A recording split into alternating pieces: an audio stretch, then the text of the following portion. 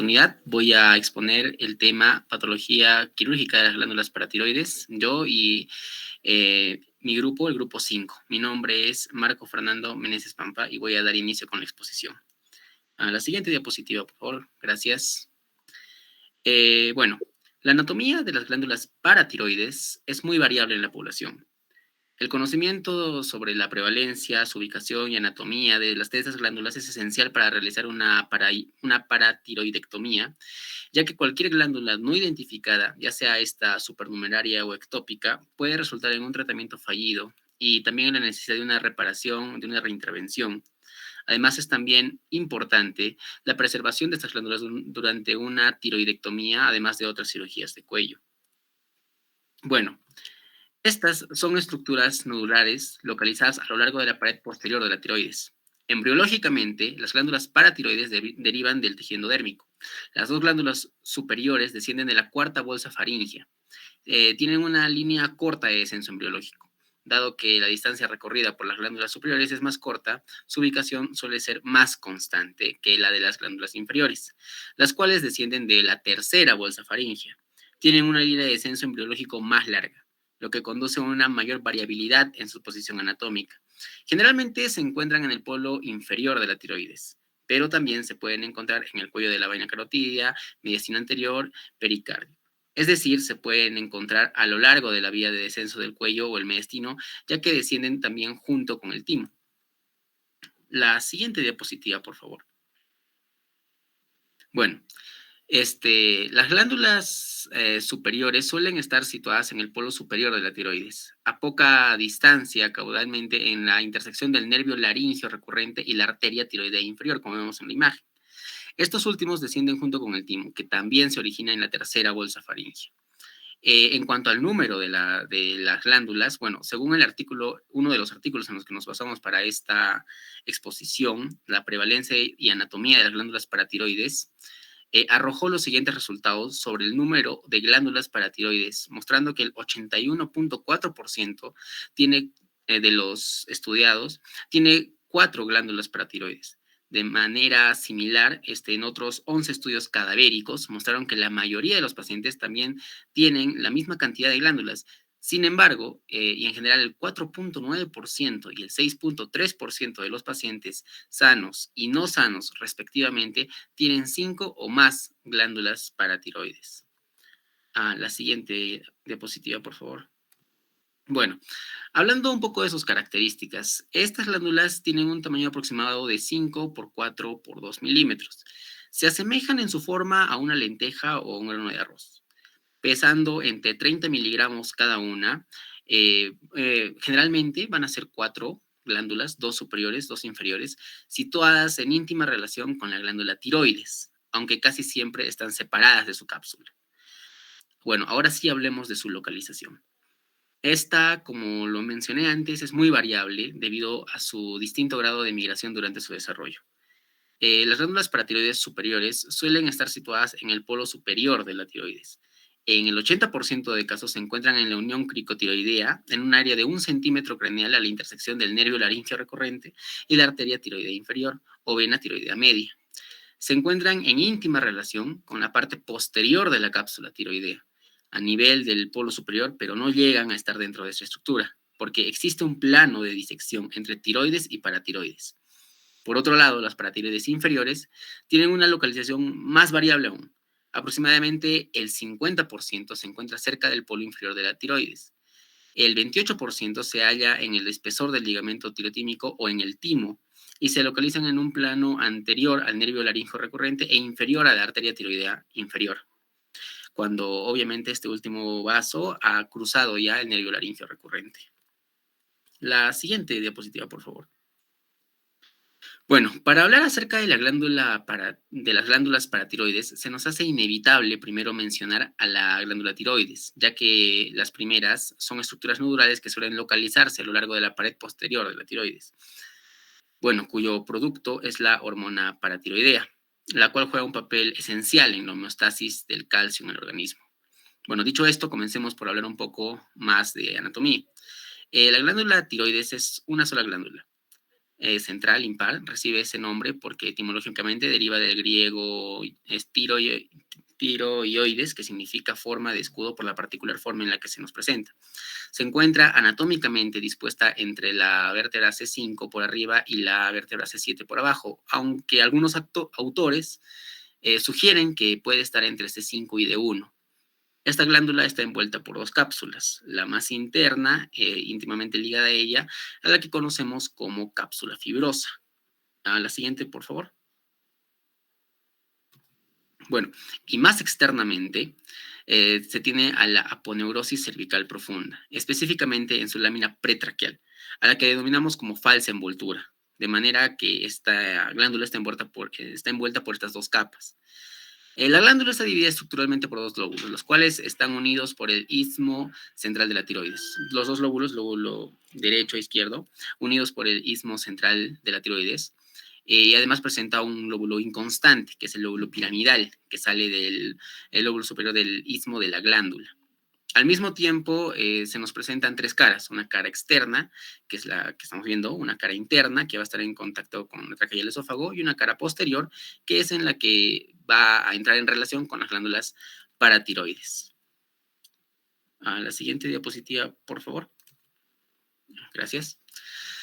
Bueno, de acuerdo a un artículo de los que nos hemos basado para hacer la exposición, la prevalencia y anatomía de las glándulas tiroides, un metaanálisis con implicaciones para la cirugía de paratiroides, cuyo objetivo fue realizar un análisis sistemático sobre la prevalencia y localización de las glándulas paratiroides en pacientes sanos y con hiperparatiroidismo. Se obtuvieron los siguientes resultados. Un 15.9% de las glándulas paratiroides estaban presentes en las localizaciones ectópicas, con un 11.6% en el cuello y un 4.3% en el mediastino.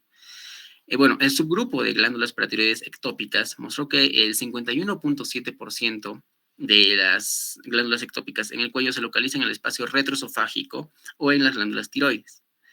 Los resultados mostraron que 1 de cada 6 pacientes tendría glándulas localizadas ectópicamente, la mayoría ubicadas en el espacio también retroesofágico, tiroides, vaina carotidia, ligamento tirotímico y también en el timo.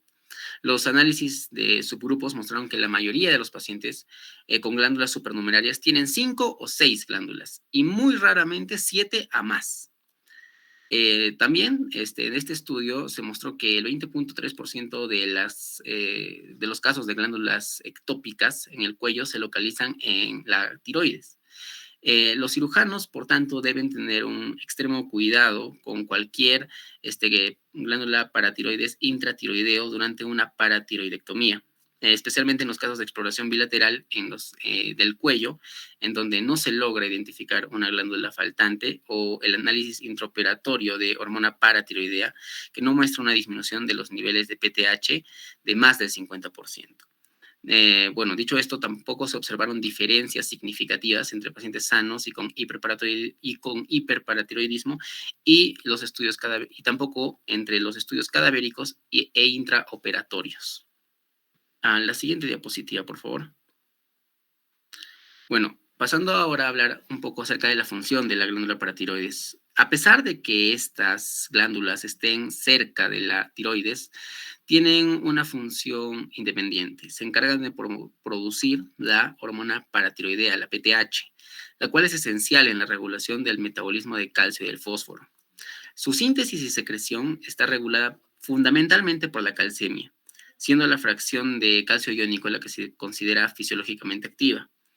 Existe al mismo tiempo una relación inversa entre la concentración de calcio extracelular y la secreción de PTH. Es decir, a cada aumento de la calcemia se inhibe la secreción de la PTH, porque el calcio se une a los receptores sensibles al calcio en la superficie de las células principales e inhibe la secreción de PTH. Disculpen.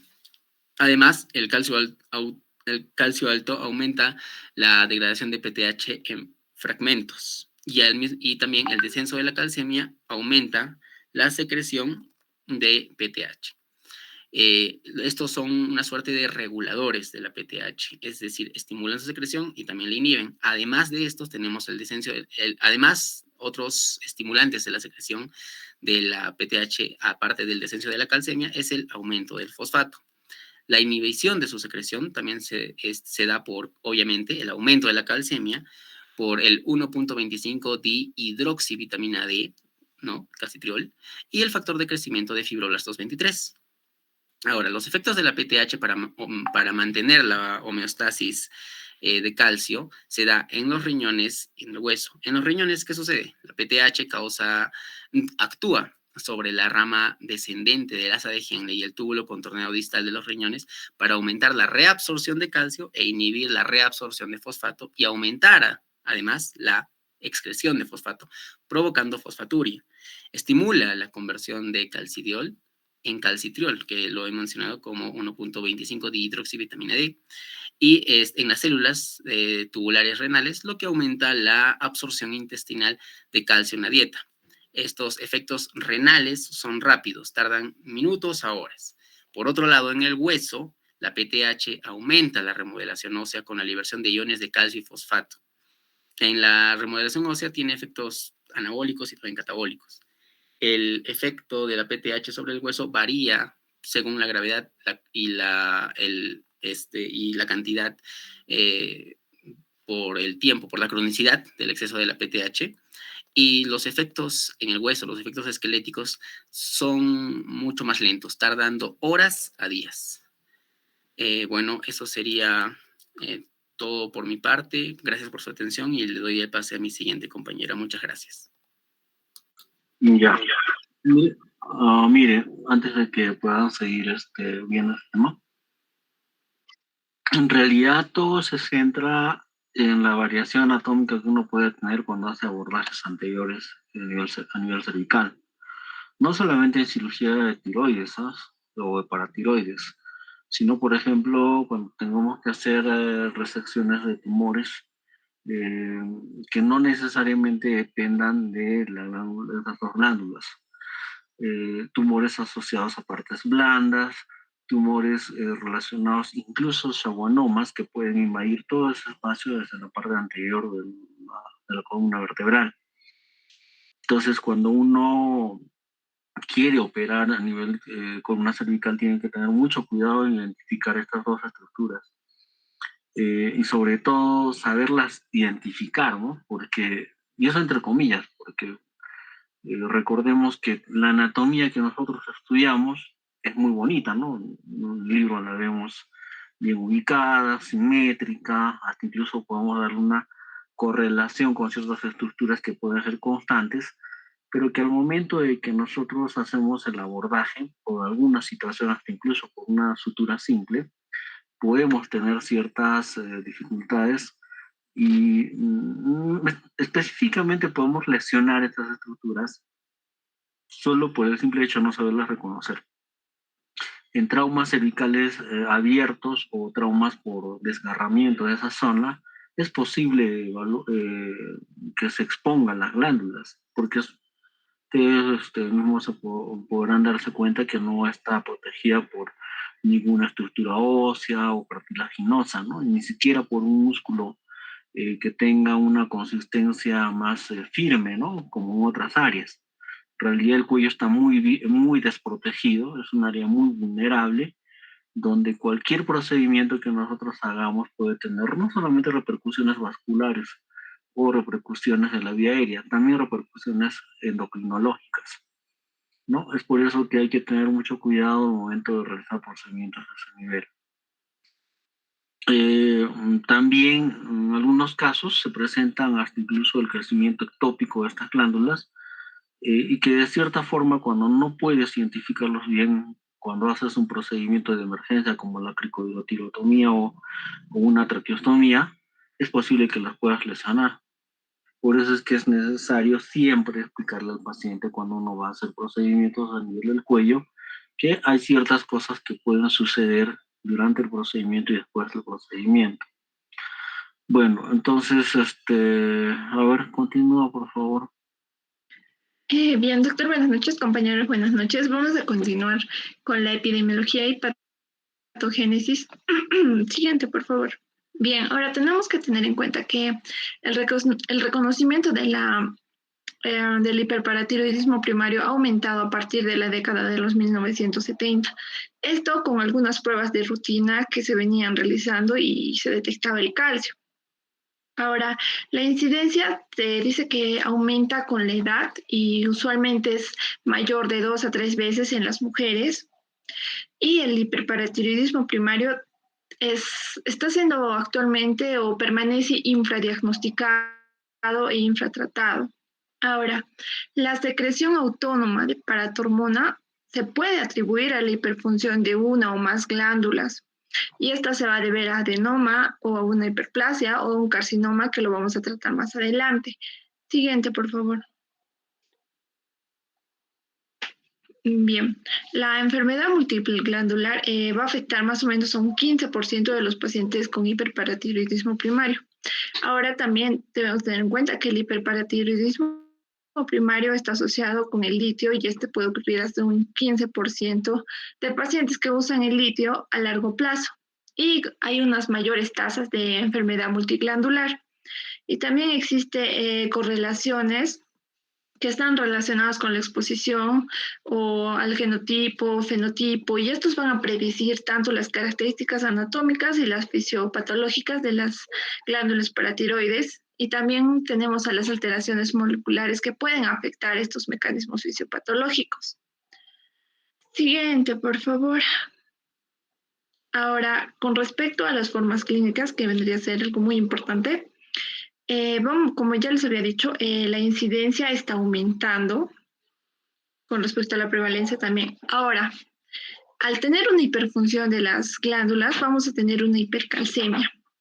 Y a lo que nos dice el artículo, entre los síntomas clásicos de la enfermedad, vamos a nefrolitiasis, como vemos en la imagen, a la osteotis fibrosa quística y alguna crisis, y a las crisis hipercalcémicas que vienen a ser en casos especiales o casos no muy frecuentes ahora, como dice, son cada vez menos frecuentes, como les decía. ¿Por qué? Porque esto se está diagnosticando en exámenes de rutina y en una fase inicial donde es asintomática. Ahora, con respecto a los síntomas no específicos, aquí vamos a tener al malestar general, a la fatiga, depresión, algunos trastornos del sueño, pérdida de peso, dolores abdominales, dolores osteomusculares y la debilidad muscular. Siguiente, por favor. En un ratito que reviso la anterior diapositiva.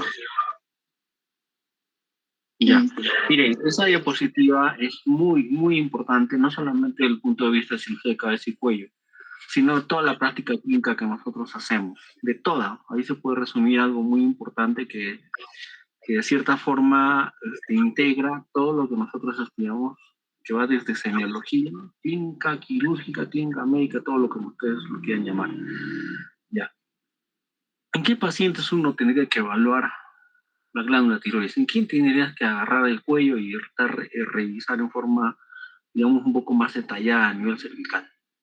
En este tipo de pacientes, ¿no? Si tienes un paciente que tiene una historia, por ejemplo, de nefrolitiasis, familiar incluso, que tiene problemas de dolores articulares y que por alguna razón le sacaron una radiografía y que el radiólogo no identificó una lesión quística, ya estoy pensando en eso, ahí comienzo a relacionarlo todo.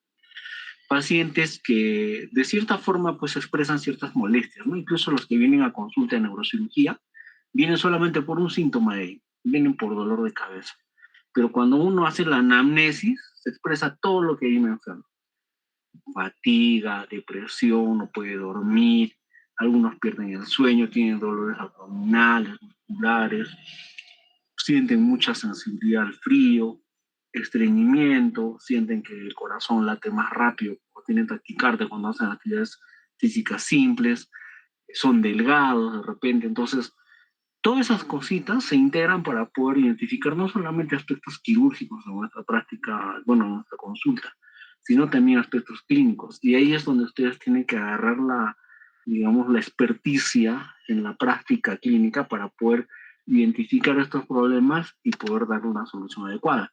Porque imagínense que yo solamente me centro en el aspecto neurológico, digamos, ¿no? Hablando de especialidad, y ahí me dan todos unos síntomas y pues no importa, y le doy solo su paracetamol o un medicamento un analgésico y bueno, ya pues tome 20 días eso y regresa, ¿no?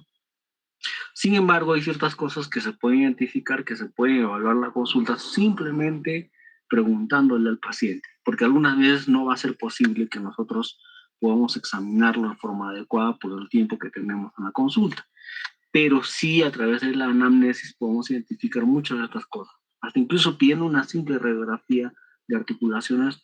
En el caso de la práctica de medicina general, podemos identificar problemas de tiroides, aun cuando estas no tienen una hipertrofia como para poder mandar al paciente una ecografía. Así es que traten de siempre apoyarse en la parte clínica, porque no siempre vamos a tener digamos, la capacidad resolutiva de poder pedir exámenes específicos para cada patología. Porque si es así, por cada sospecha diagnóstica tenemos que pedir todos los gold estándares. Pues vamos a sobrecargar al paciente en costos, en tiempo, y de cierta forma vamos a evitar pues, focalizarnos en el problema. Por eso es que es importante que ustedes tengan que tener muy buena base en lo que leen, en la resolución de casos clínicos que lo pueden tener también porque tengan acceso a eso. No necesariamente pues, que tengan un acceso tan específico a los pacientes. Porque si cuando tú vas al paciente y no tienes una base teórica, no vas a comprender nada. Simplemente vas a agarrar tu cuaderno y anotar. Eso no es práctica clínica. Entonces ustedes tienen que tener de cierta forma, bueno, cierto análisis crítico para poder identificar ciertas patologías cuando el paciente comienza a hablar. Y cuando comienza a hablar, a dirigir las preguntas un poco a la patología que ustedes están buscando. En el caso de medicina general es más difícil todavía porque tiene que tener un conocimiento más amplio. En cambio, cuando el paciente va a donde el especialista, pues el especialista se va a enfocar netamente en el problema por el cual ha sido consultado. En cambio, en la práctica de la medicina general es más complicado porque van a tener que saber todo y así poder, si es preciso, si es necesario, derivar al paciente a la especialidad correspondiente o poder ustedes solucionarlo en el primer nivel de atención o incluso en un servicio de emergencia si es que trabajan ahí. Entonces hay que tener mucho, digamos, mucho tino para poder comprender ese tipo de diapositivas que su compañera ha preparado. Siguiente. Ya. Bueno, ahora con respecto a las formas clínicas, vamos a ver que se han realizado varios estudios y en uno de estos estudios nos dice que existe un curso relativamente benigno del hiperparatiroidismo leve o moderado sin tratamiento alguno. Estos estudios se han dado más o menos en un periodo de seguimiento de 8 a 10 años y se dice que aquí han tenido muy poca progresión sintomática, pero también se ha observado que un 25% de los pacientes tenían una progresión con respecto a sus cifras de la calcemia, un descenso de la masa ósea y un aumento de la calciuria. Ahora, también hay otros estudios o algunos trabajos donde nos dice que la cirugía en pacientes con hiperparatiroidismo primario leve, es decir, asintomático, podría evitar o evita el progreso de estos y otros síntomas que no son clásicos. También estos estudios nos dicen que en varones jóvenes existe mayor riesgo de presentar nefrolitiasis y en mujeres posmenopáusicas el riesgo es mayor en la pérdida de masa ósea. Y que en caso de que el paciente rechazara esta cirugía como opción terapéutica, se le tendría que hacer un seguimiento muy estrecho y continuo para prevenir posibles complicaciones. Siguiente, por favor. Con respecto a, ahora vamos a tratar en las formas clínicas tanto el hiperparatiroidismo primario, el secundario y el terciario. Comenzaremos con el primario, donde, como les había dicho, aquí vamos a tener un aumento de la secreción de la paratormona de una manera autónoma por las glándulas paratiroides y histológicamente pues tenemos 3 patrones de crecimiento glandular, que viene a ser el adenoma, la hiperplasia de las glándulas paratiroides y el carcinoma de la paratiroides. Siguiente, por favor. Aquí podemos ver en la imagen del medio, que sería la B, este vendría a ser el adenoma, que es una de las causas mucho más frecuentes que va a incluir entre el 85 y el 95%. Ahora, puede estar afectada cualquiera de las 4 glándulas, sin embargo, usualmente es más común en las glándulas inferiores. Ahora vamos a verlo macroscópicamente de forma variable, pero usualmente con una forma ovalada, media marronácea y de una consistencia blanca. Se dice que son neoplasias monoclonales u oligoclonales, y también se han descrito algunas mutaciones, diversos protoncogenes y la inactivación de algunos genes supresores con respecto a su etiología. Ahora, vamos a ver la hiperplasia, que vendría a ser con la letra A. Este va a ser un aumento de tamaño producido por el aumento de las células del parénquima.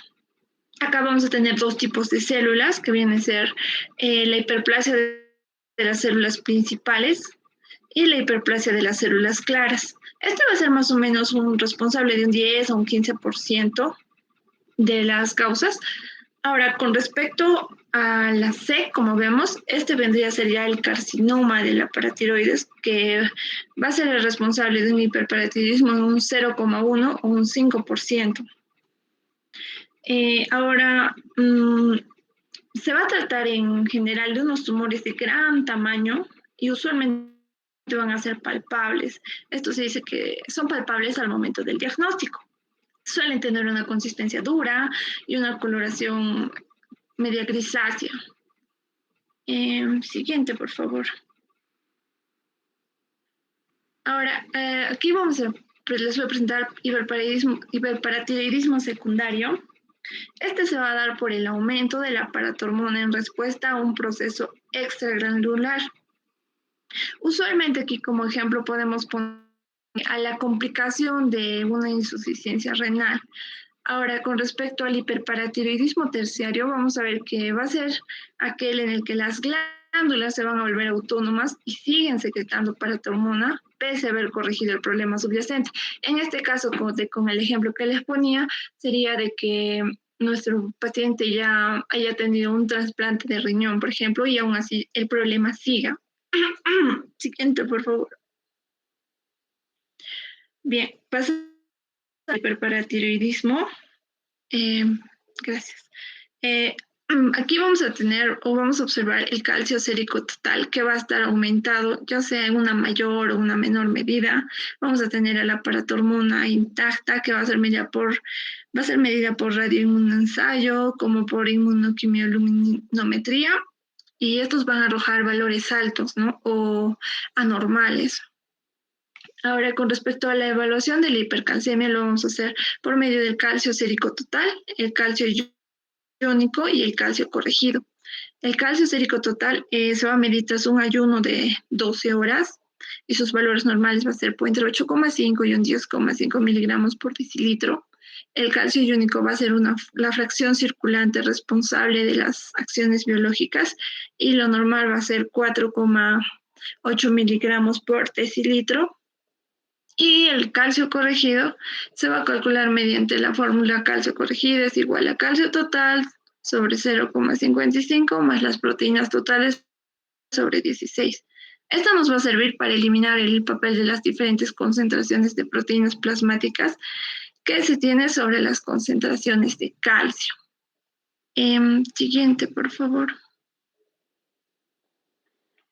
Bien, continuando con el diagnóstico, vamos a ver el establecimiento del diagnóstico.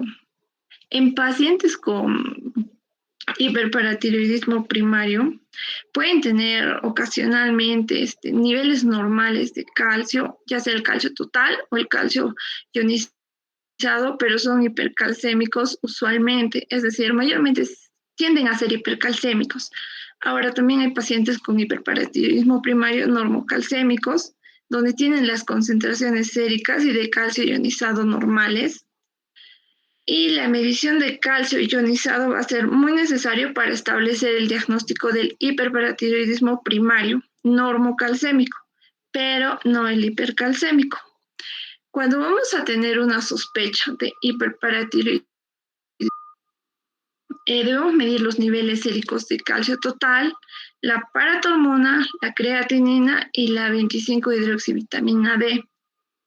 Y un nivel de calcio en orina de 24 horas va a ser muy importante para distinguir el hiperparatiroidismo primario de la hipercalcemia hipocalciúrica familiar, ya que en esta última el nivel de calcio va a ser mínimo, va a ser menos de 100 miligramos por decilitro, lo que no sucede en un hiperparatiroidismo primario que no es de origen familiar. Siguiente, por favor. Ahora, con respecto a la investigación de síntomas, características y complicaciones, primero, como ya nos mencionaba el doctor, debemos tener una anamnesis muy cuidadosa. Debemos buscar manifestaciones renales, esqueléticas objetivas, tanto como la nefrolitiasis, fractura por fragilidad, osteoporosis y también algunos síntomas subjetivos, ¿no? Como las molestias neuropsiquiátricas, cognitivas, musculoesqueléticas y gastrointestinales. Ahora, el artículo en el cual nos basamos también nos da algunas recomendaciones con respecto al hiperparatiroidismo, donde si tenemos una sospecha, debemos realizar una historia personal y familiar. En caso de que sea asintomático, debemos realizar la toma de imágenes abdominales, esto por si podemos encontrar alguna nefrocalcinosis o una nefrolitiasis. También aquí nos puede ayudar un examen de absorciometría de rayos X de energía dual. Bueno, esto creo que no contamos usualmente, pero esto es lo que nos mencionan los estudios. También podemos usar la densidad mineral ósea. Esta se debe medir ya en la columna lumbar, en la cadera y el radio distal. Y también tenemos por otro lado los estudios genéticos para pacientes menores de 40 años con hiperparatiroidismo primario y enfermedad multiglandular, y también considerar aquí algunos aspectos o antecedentes familiares que pueda tener el paciente. Siguiente, por favor. Bueno, eso sería por mi parte. Paso a mi compañera. Buenas noches, doctor Tommy. Buenas noches, compañeros. Mi nombre es Cristel Ortiz Quispe y vamos a dar inicio a estudios de localización. Ya. Primero, ¿qué pasaría si un paciente se le diagnostica hiperparatiroidismo y aparte se decide que se le va a realizar una paratiroidectomía? Pues después de todo esto es importante saber cuáles son las glándulas afectadas, porque son 4 glándulas paratiroideas, ¿verdad? Entonces, debemos saber cuáles de estas 4 están afectadas y también recordemos que hay muchas variaciones en cuanto a la ubicación de estas. El cirujano debe saber la localización exacta de esta glándula paratiroidea patológica, ¿sí? Y nosotros para esto vamos a utilizar estos estudios de localización, ¿sí? Ahora, estos estudios de localización, estas imágenes, se podría decir, se realizan después de decidir proceder con la paratiroidectomía y se realizan para la planificación quirúrgica, ¿sí? Eso quiere decir que estas imágenes no tienen la utilidad para confirmar o excluir un diagnóstico de un hiperparatiroidismo, ¿sí? ¿Sí? Y en el caso de que los resultados de las imágenes sean negativos en el paciente, no se puede usar esto como, por ejemplo, en el caso de que sea negativo, no se le puede quitar al paciente de ser candidato para una paratiroidectomía, porque este no es un diagnóstico, es una planificación quirúrgica, ¿de acuerdo? Ahora, dentro de estos estudios de localización, la exploración quirúrgica es la prueba de referencia en toda localización de patología de las glándulas paratiroides. Pero con el tiempo ha habido desarrollo de los métodos de localización que ahora son más efectivos y que han permitido a los cirujanos poder realizar cirugías en donde ya no hay daño y aparte de eso, los resultados de la cirugía han sido exitosos hasta ahora. Entonces, ya con toda esta introducción, vamos a empezar a hablar de los estudios de localización que se dividen en preoperatorios e intraoperatorios, ¿sí? Las preoperatorias, tenemos la medicina nuclear, la ultrasonografía, la tomografía altamente computarizada y la resonancia magnética. Y dentro de intraoperatorias vamos a hablar de la localización intraoperatoria de glándulas anómalas y de la determinación de la aparato-hormona. Siguiente diapositiva, por favor. Ya. Vamos a empezar con las preoperatorias y empezamos con medicina nuclear. Y estas en sí están presentes desde los años 60 hasta el día de hoy y vamos a empezar a hablar de las dos técnicas que cuenta esta medicina nuclear. Primero de la técnica de imágenes precoces tardías. Este es el método más utilizado en sí, ¿sí? Este hace uso de la 99M Technetios Stamidi, ¿sí? Y esta tiene una sensibilidad del 91%. Es más sensible para los adenomas y un poco menos sensible para las hiperplasias. Y su sensibilidad es mucho más alta que una ecografía de alta resolución, ¿sí? Y su sensibilidad también va a ser muy similar a una tomografía computarizada y a una resonancia magnética, pero esta tiene el beneficio que tiene un menor costo y una menor dificultad. Ahora, en cuanto a los pasos, primero se administra este radioisótopo 99M Technetios Stamidi y este se acumula en la tiroides y en la paratiroides, ¿sí? Se acumula en ambos. Y ahora, en el momento de obtener imágenes tardías, unos 120 a unos 150 minutos después, solamente se observa la actividad a nivel de la paratiroides patológica, ¿sí? Y esto, pues, según bibliografía nos menciona que es debido a que fue retenido por las células oxífilas hiperfuncionantes, ¿sí?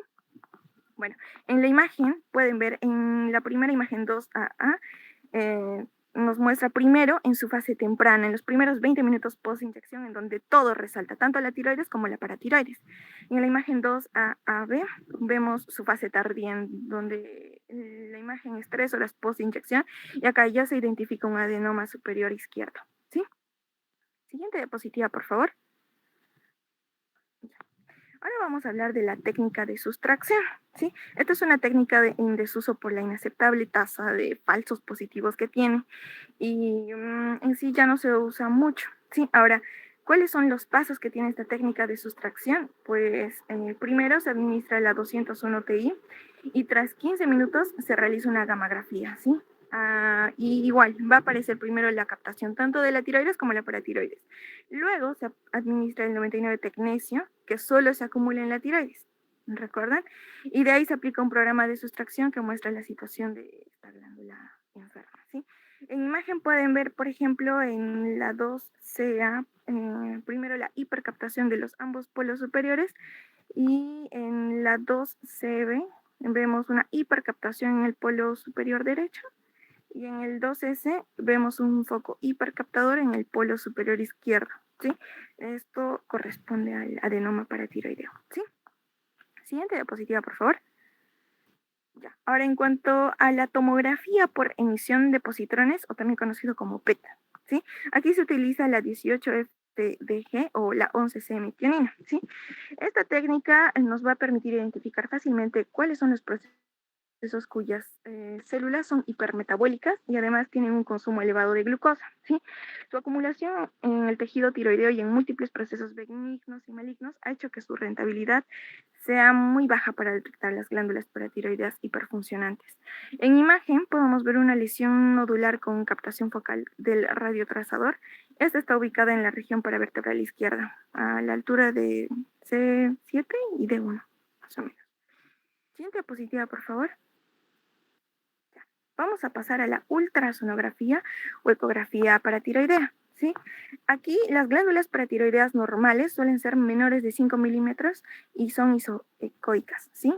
Todo esto respecto al tejido tiroideo, ¿sí? Por lo que normalmente no se van a identificar en una ecografía, pero en el caso de que haya un adenoma, son siempre hipoecoicos, ¿sí? Y se detectan fácilmente en las imágenes de escala de grises cuando son mayores de 1 centímetro, ¿sí? Ahora, aparte de eso, también se realizan estudios Doppler, donde se muestra una característica, es muy característico porque está vascularizado, ¿sí? Típicamente de una rama de la arteria tiroidea inferior o sea, esto nos va a ayudar a identificar este adenoma, ¿sí? Ahora, en cuanto a las ventajas de esta ultrasonografía, podemos ver que está la facilidad con la que se realiza esta, su bajo coste, el hecho de no requerir un radiotrazador y la comodidad que va a tener el paciente. En cuanto a desventajas, podemos ver las dificultades en la localización de las glándulas hipertróficas que se localizan en el espacio retroesofágico, en el caso de en el espacio retrotraqueal, retroesternal o también puede ser cervicotorácico profundo. Y otra desventaja también sería la tasa de aciertos en relación con la pericia del ecografista. Si el ecografista aquí no es tan bueno y muy probablemente no nos sirva este estudio, ¿sí? Así que depende mucho, mucho, mucho del ecografista. Siguiente diapositiva, por favor. Ahora vamos a hablar de la tomografía altamente computarizada, que es poco usada en sí, porque esta tiene la necesidad de radiar y administrar un contraste al paciente. Es relativamente cara y ofrece hasta el 50% de falsos positivos. ¿Sí? Entonces, en esta tomografía computarizada, los adenomas paratiroideos aparecen como unos nódulos sólidos, con densidad de partes blandas, similar a los ganglios linfáticos. ¿Sí? Y muestran una captación y un lavado de contraste intravenoso más rápida que el resto de los tejidos del cuello.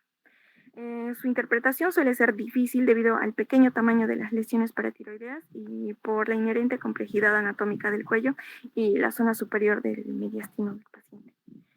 Siguiente diapositiva, por favor. Ahora vamos a hablar de la resonancia magnética. Esta técnica es útil en la detección del tejido paratiroideo ectópico, ¿sí? Las neoplasias paratiroideas presentan dos cosas, ¿sí? De acuerdo a la apariencia de los adenomas paratiroideos. Van a presentar una baja intensidad, o sea, van a ser hipointensas o isointensas en secuencias de T1 y van a presentar una alta señal, o sea, hiperintensas en secuencias de T2, ¿sí?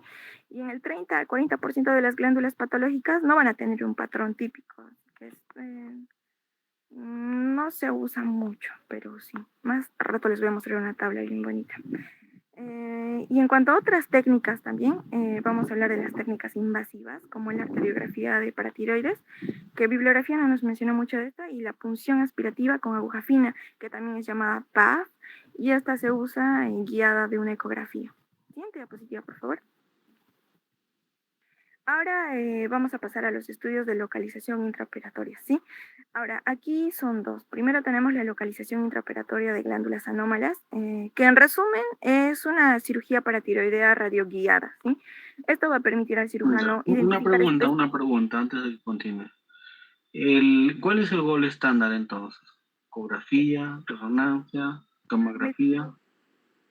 Medicina nuclear, la primera, que es la técnica de imágenes precoces tardías, con el uso del 99M tecnesio. La gamografía. Ajá. ¿Es el gol estándar para descartar lesiones o procesos expansivos a nivel de esas glándulas? No, se utiliza más que todo para programar específicamente la cirugía, para la planificación y localización exacta. Ya, está bien. Pero te pregunto, ¿cuál es el gol estándar del diagnóstico de problemas de tiroides y paratiroides? ¿Qué examen de diagnóstico es el gol estándar? Ecografía, doctor. La ecografía. ¿Sí? Hola. Sí, doctor. ¿Estás segura? Sí, doctor. Para el diagnóstico, sí. Sí. Ya. Bueno, vamos a pasar ahora a las intraoperatorias. Y bueno, como les decía, primero en cuanto a la localización intraoperatoria de estas glándulas anómalas, son en resumen, es una cirugía paratiroidea radioguiada que permite al cirujano identificar específicamente las glándulas paratiroides anormales o hiperfuncionantes, y todo esto sin la necesidad de realizar una exploración cervical que sea extensa y que busque un tejido anormal y después de esto necesite ser corroborado histológicamente. Y además de esto, facilita la realización del procedimiento, por ejemplo, en el caso de la anestesia local, y que esto sea de forma ambulatoria. Esta va a tener el apoyo de la gammagrafía, ¿no? Del Sestamibi 99 Tecnesio, y esto permite a las paratiroidectomías radioguiadas que tengan un abordaje mínimamente invasivo, ¿sí? O sea, sean incisiones pequeñas, sean endoscópicas o videoasistidas, ¿sí? De hecho, por primera vez usado en 1997 por Norman Cheda. Ahora, en cuanto a la determinación de la paratormona intraoperatoria, pues en este caso se utiliza pasados 10 minutos tras la decisión del adenoma, se extraen muestras sanguíneas y un descenso del 50% de los valores de la paratormona en comparación con sus cifras preoperatorias constituye una prueba segura del éxito de una paratiroidectomía, ¿sí? En cuanto a la combinación de las gamografías preoperatorias con la determinación intraoperatoria de la paratormona aumenta en gran medida la precisión de la intervención y va a reducir el tiempo quirúrgico, ¿sí? Siguiente diapositiva, por favor. Y ahora sí, la tablita que les quería mostrar. Esta tablita nos muestra la sensibilidad y el valor predictivo posible para el diagnóstico del hiperparatiroidismo. Aquí tenemos la ecografía, ahí lo tienen, el Sestamibi del 60 al 90%, la tomografía computarizada del 40 al 80%, la resonancia magnética del 60 al 80% y el muestreo venoso del 70 al 90% y la punción aspirativa con aguja fina del 70%. Ahora, en base a este cuadro, bibliografía nos da las siguientes recomendaciones. La ecografía cervical realizada por un ecografista paratiroideo experimentado y si lo combinamos con un Sestamibi o una tomografía computarizada de 4 dimensiones, es la estrategia más rentable, más aceptada, ¿sí? Siempre y cuando sea con un ecografista paratiroideo experimentado. Ahora, no se recomienda la biopsia preoperatoria de paratiroides con aguja fina, a menos que sea un caso inusual o difícil. Y por último, otra recomendación que nos dan es que se puede considerar una resonancia magnética o un muestreo venoso en casos de una operación posterior o una localización difícil o una contraindicación en el caso de que el paciente no pueda recibir una radiación ionizante. Eso sería todo por mi parte. Ahora voy a dar paso a mi compañero para que continúe el tratamiento. Buenas noches, doctor, compañeros. Ahora tocaremos el tratamiento del hiperparatiroidismo. Bueno, veremos que el tratamiento para el hiperparatiroidismo primario sintomático será siempre de elección el tratamiento quirúrgico. Sin embargo, también existe una alternativa de un tratamiento médico, esto principalmente dirigido a pacientes que cursen la enfermedad de manera asintomática, pacientes que no estén, que sus condiciones no permitan la cirugía y pacientes que rechacen esta. De esta manera, podemos decir que no existe una terapia médica igualmente eficaz a la cirugía, ya que el tratamiento médico estará enfocado a tratar el cuadro clínico o controlarlo, pero no a tratar la causa de este. El tratamiento médico engloba el uso de fármacos con el fin de descender la hipercalcemia y también prevenir o disminuir la pérdida de masa ósea. El tratamiento médico también incluye recomendaciones para no exacerbar el estado del paciente, como son la ingesta de abundante líquido, una dieta con moderado contenido de calcio, evitar el uso de diuréticos tiacídicos que van a reducir la eliminación de calcio a nivel renal, como también evitar el uso de litio y evitar la deshidratación. Dentro de este tratamiento médico encontraremos el calcio y la vitamina D. Esto estará indicado para la población en general. Veremos que la ingesta de calcio en pacientes con hiperparatiroidismo debe ser recomendada para la población en general según la edad del paciente, ya que no hay evidencia o no existen razones para limitarla. De igual manera, todos los pacientes que no vayan a ser sometidos a cirugía deben ser represionados con vitamina D. ¿Por qué? Bueno, en cantidades de 800 a 1000 unidades internacionales por día. Esto principalmente para alcanzar y mantener los niveles recomendados de la 25-hidroxivitamina D. De esta manera encontrándose valores superiores de 20 nanogramos por decilitro.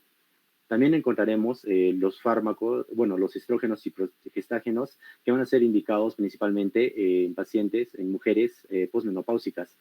Aquí encontraremos la terapia hormonal sustitutiva, que será principalmente un tratamiento dirigido al receptor de estrógenos. Como ya lo hemos visto antes, el estrógeno y los progestágenos tendrán una función osteoprotectora. De esta manera van a poder disminuir la resorción ósea mediada por la hormona paratiroidea y de esta manera contribuir a la reducción de la calcemia y a una pérdida menor del hueso.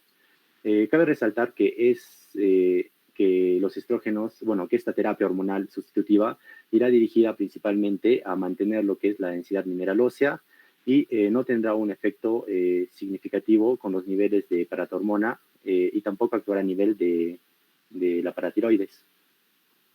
A ver, un ratito, quédate ahí. Regresa. Ahí hablas represionado, ¿no? Nunca escuchaste el término represionado de vitamina D. Ya. ¿De qué forma puedes monitorizar esto? ¿Cómo puedes monitorizar esto? La densidad mineral ósea. Se puede hacer primeramente por densitometría ósea, doctor, con unas 10 ¿Qué esperaría yo en la densitometría ósea? ¿Osteopenia o osteoporosis? Osteopenia, doctor. Cuando vemos, sí, osteopenia, valores menores a 2.5. Ya. O sería también considerado baja densidad ósea esos valores. A partir de -1, a partir de -1 recién se considera lo que es osteoporosis. Ya. Miren, hay un problema acá que yo les voy a plantear. Cuando conozcan pacientes crónicos en el primer nivel de atención. Muchos pacientes en la actualidad, mujeres específicamente, tienen problemas de tiroides. Por lo menos en la consulta, que vienen por otras cosas, por dolores de columna y cabeza, nada en consulta, por lo menos 5 de cada 8 mujeres tienen problemas de tiroides. Y cuando les pido una tomografía, tienen problemas de osteopenia. Los que van a mi consulta no van a dejar un día. Bueno, yo no soy especialista en el área de endocrinología, porque se supone que ellos manejan esto. Pero cuando ustedes hacen la anamnesis van a ver que en muchos de los casos ellos toman levotiroxina o toman un otro medicamento relacionado a la tiroides. Pero no toman suplementos de calcio. El hecho es que estos pacientes, aparte de tener problemas de tiroides, también reciben terapia sustitutiva de hormonas. La más común, utilizan prednisona. La prednisona tiene un efecto colateral largo, crónico e irreversible en algunos casos de lesiones de tipo intersticial a nivel renal y alteran un poco el ciclo de osteoclasto y osteoclasto a nivel de tejido óseo. Aparte de lo que ya tienen sobrecargado, por lo que ustedes están conociendo ahora.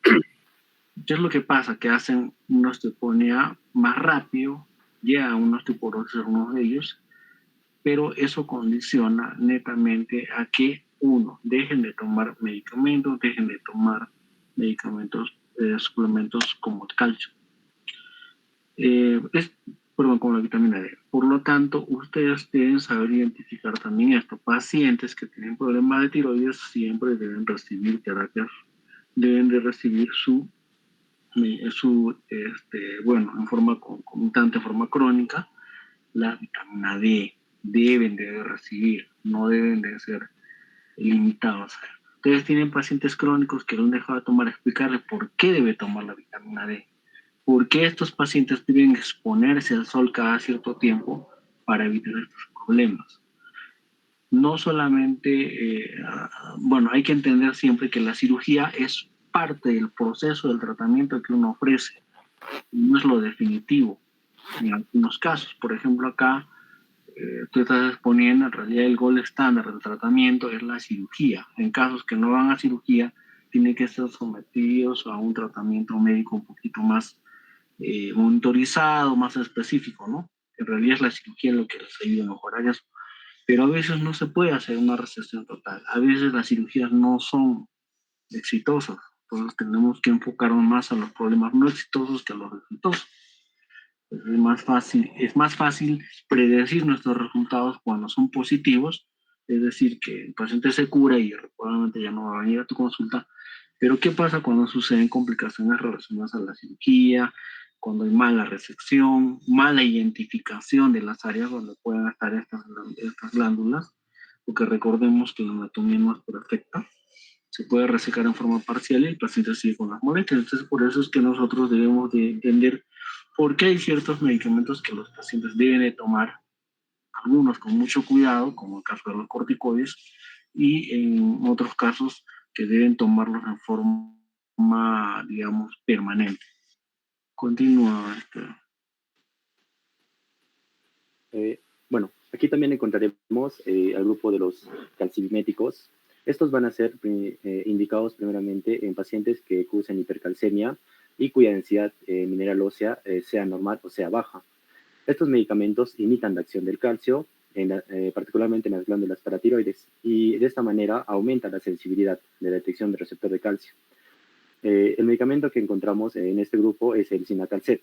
Bueno, su mecanismo de acción, este va a reducir los niveles de la paratormona, aumentando la sensibilidad del receptor de calcio extracelular. Esta reducción de paratormona se asocia con una disminución de los niveles séricos de calcio. Correspondiente a su farmacocinética, las concentraciones máximas llegan a 2 a 6 horas después de ser administrada, y esta va a aumentar en un 82% cuando el paciente ingiere una comida alta en grasas. La semivida terminal de este medicamento es de 30 a 40 horas. Su metabolismo es hepático, está dado por las enzimas CYP3A4, la CYP2D6 y la CYP1A4. También es muy importante considerar que su eliminación es renal en un 80%. Este medicamento actuará directamente en la paratiroides y en los niveles de paratormona. De esta manera va a estar indicado en el hiperparatiroidismo primario y secundario, como también en el carcinoma paratiroideo. Con respecto a las contraindicaciones, esta está contraindicada en aquellos pacientes en cuyo su calcio sérico es menor al límite inferior del rango normal, lo cual nos podría causar una hipocalcemia. Y también, al ser su eliminación renal, está contraindicado en pacientes con enfermedad renal crónica. Con respecto a las reacciones adversas que encontramos, las muy frecuentes son náuseas y vómitos, y las frecuentes encontramos hipotensión, convulsiones, diarrea, mialgia, erupción cutánea, astenia y cefalea. Esta viene en presentaciones de 30 miligramos y 60 miligramos. Pregunta, ¿ese medicamento está ahí en el Perú?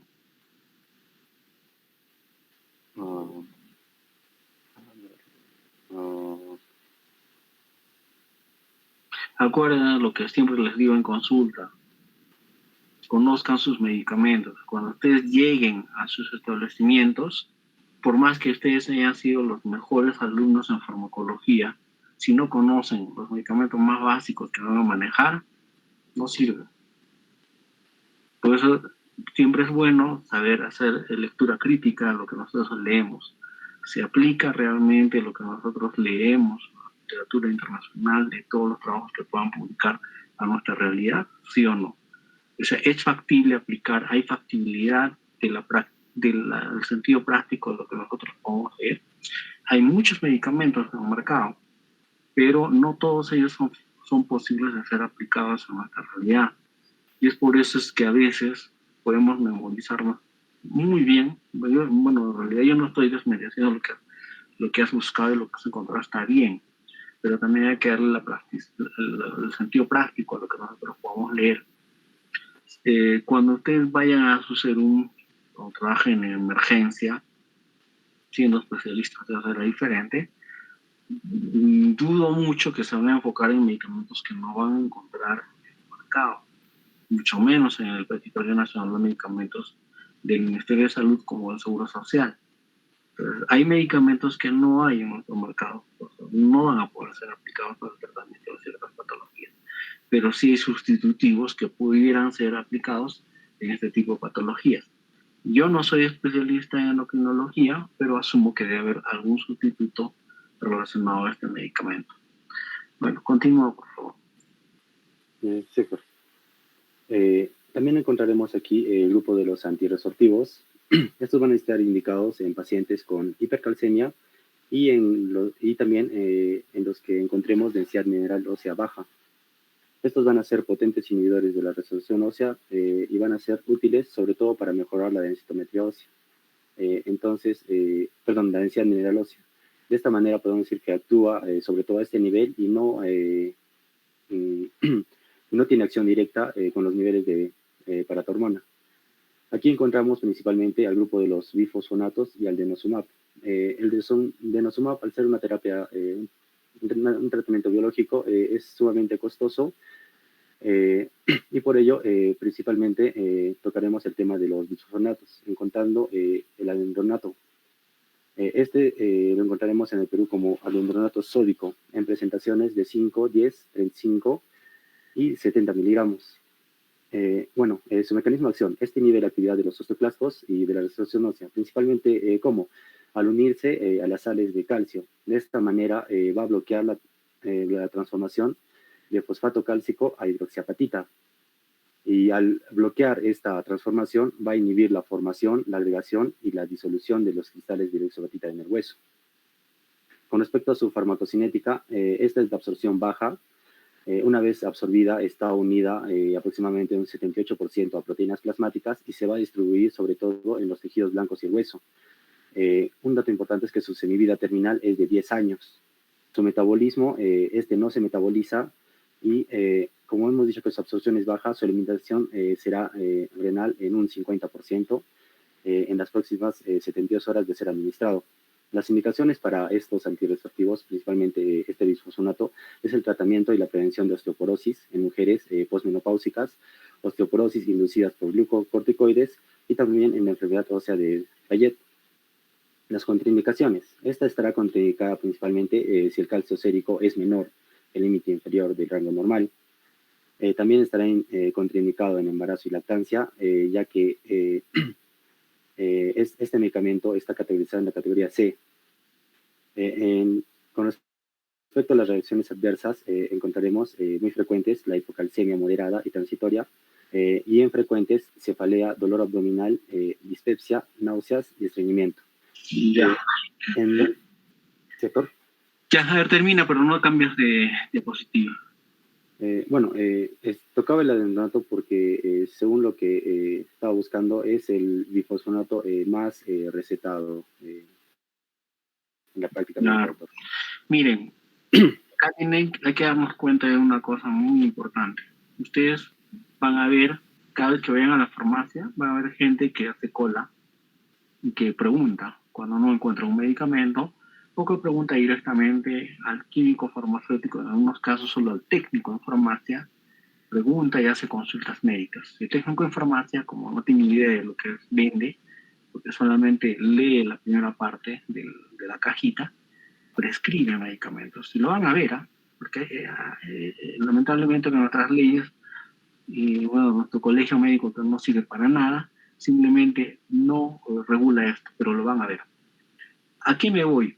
A que, por ejemplo, el uso del alendronato, como tu compañero lo ha mencionado, está contraindicado en el embarazo y en la lactancia. Imagínense que una señora joven, bueno, relativamente joven, que por alguna razón ha tomado prednisona bastante tiempo. Digamos que le diagnosticaron por algún colega que no sabe más que usar prednisona o algún corticoide, le receta medicamentos de larga data de la prednisona. Obviamente, como es un inmunomodulador, le va a calmar los dolores que tiene, pero no es el tratamiento adecuado. Va a desarrollar osteoporosis, ¿no? Por fármacos. Entonces, va a una farmacia, de repente dice, tiene osteoporosis, le dan ácido hialurónico. Joven, quiere embarazarse y no va a poder embarazarse. Va a tener problemas de embarazo, va a tener problemas relacionados al uso de este medicamento. Por eso es que es importante cuando ustedes tengan sus pacientes explicarles muy bien el uso de estos medicamentos. No solamente de frente, darles ácido alendrónico, porque hay varios, ¿no? Marcas hay un montón, ácido alendrónico, El ácido ibandrónico también es otro medicamento de una generación más actualizada que solamente se toma una vez al mes. En el caso de alendronato, si no me equivoco, es una vez a la semana. Sin embargo, muchos de estos medicamentos que actualmente van a poder conocer ustedes que hay muchos pacientes que lo utilizan, sin incluso haber sido evaluados en forma adecuada por un reumatólogo o ni siquiera haberles hecho una simple densitometría ósea, simplemente por recomendaciones del farmacéutico, por recomendaciones de su amigo, de su vecino, de alguien que dice que le ha hecho bien, que le dolía el hueso, y bueno, obviamente alguien que tenía osteoporosis, si uno resuelve el problema de la osteopenia, la osteoporosis, el dolor secundario a esto va a calmar, pero no eso implica de que el dolor va a calmar solo por el hecho de usar ácido alendrónico o algo, un medicamento parecido, simplemente por el diagnóstico que lleva en forma secundaria el dolor, que es muy diferente que uno sienta dolor por muchas cosas. Pero nuestra sociedad no está bien educada, entonces, ¿qué es lo que pasa? Lleva a este tipo de problemas. Utilizar en forma desmesurada algunos medicamentos que se cree que son buenos para los huesos, ¿no?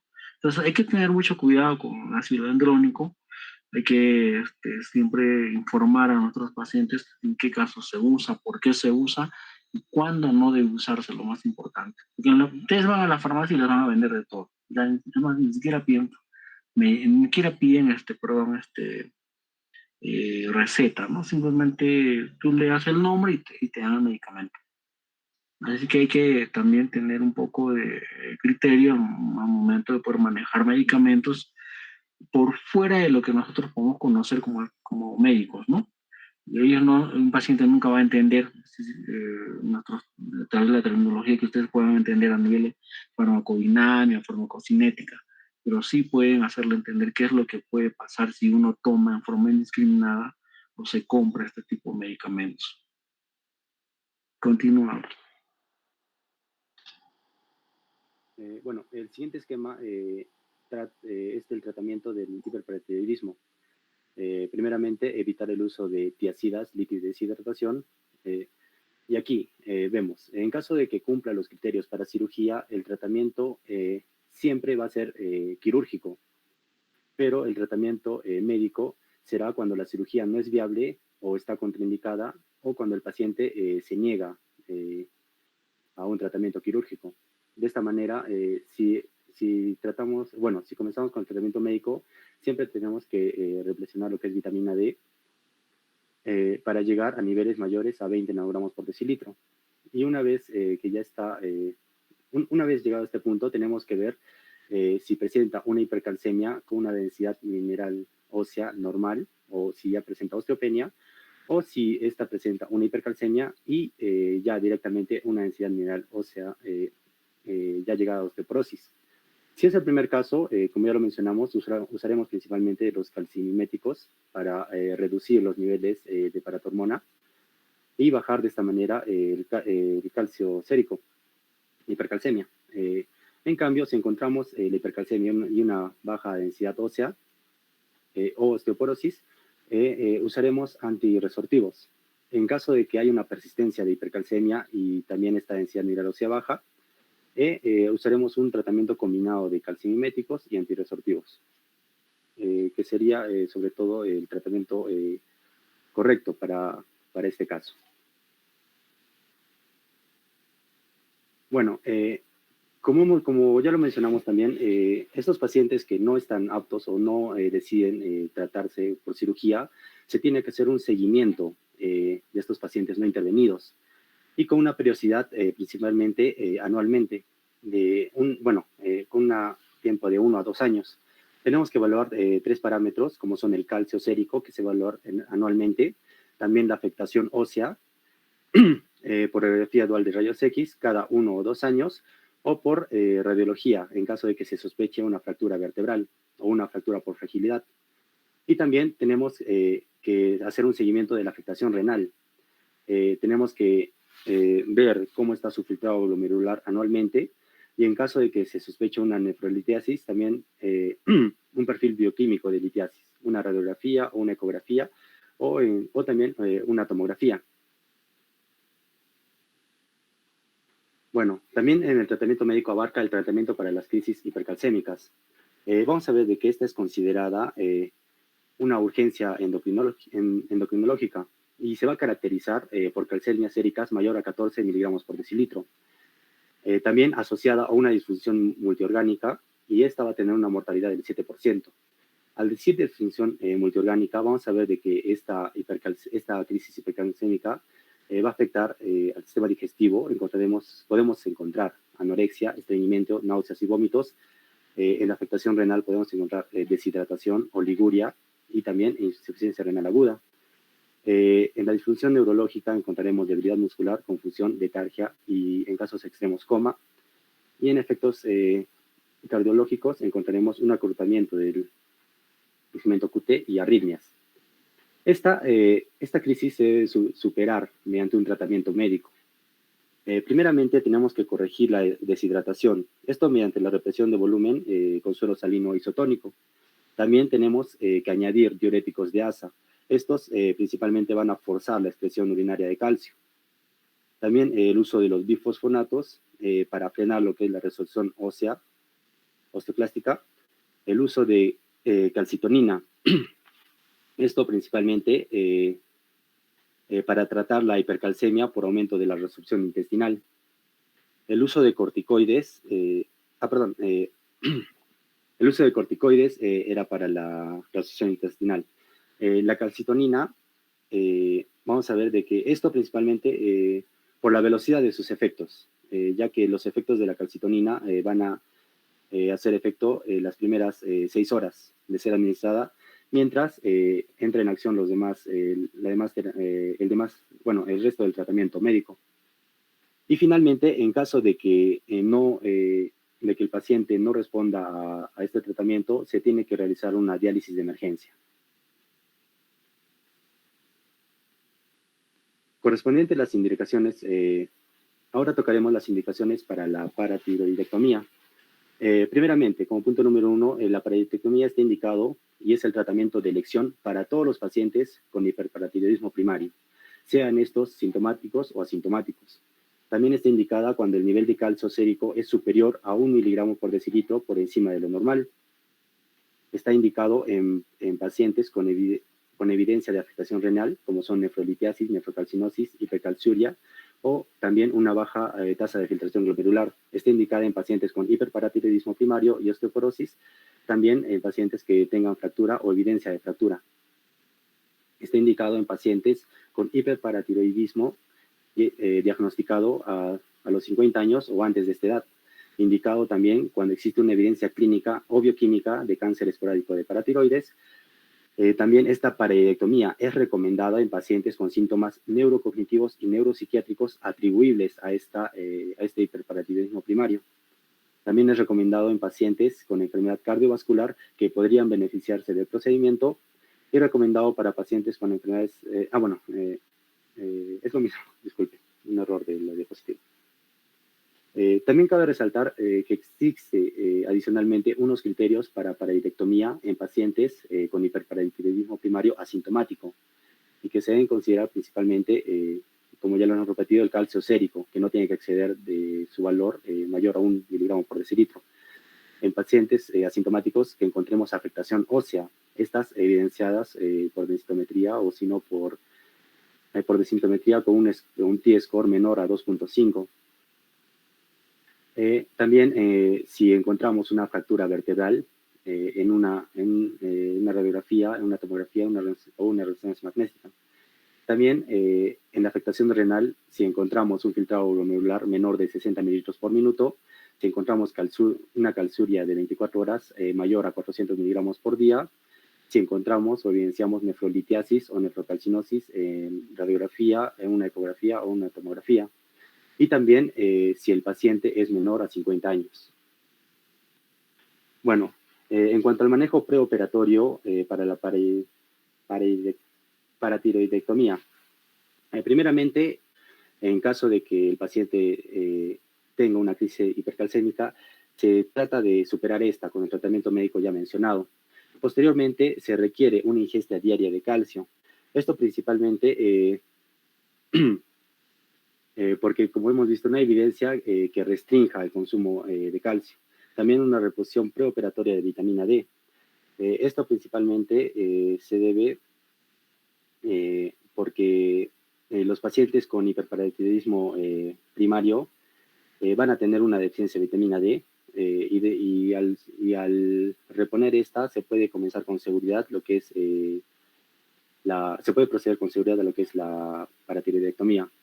Y finalmente también encontraremos una evaluación de la calidad de la voz. Esta evaluación de la calidad de la voz es recomendada para observar o para determinar si hay algunos cambios subjetivos o anomalías identificadas a nivel del nervio vago y del nervio laringio recurrente. Eso sería todo con mi parte, doctor. Doy paso a mi siguiente compañero. Ya, una consulta.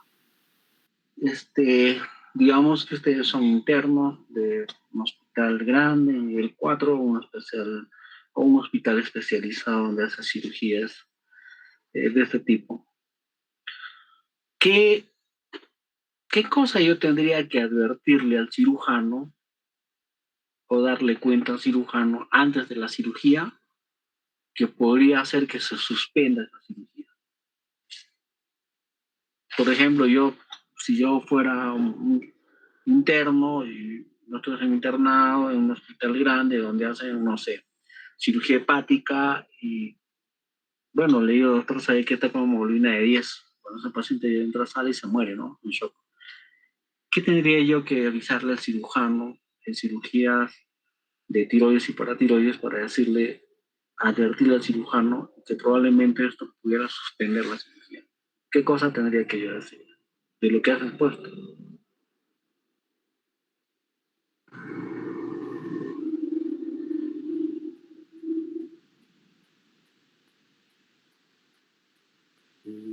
Nivel elevado de calcio, doctor. Mayores a 14 miligramos por decilitro. Ya, ¿qué pasa con eso?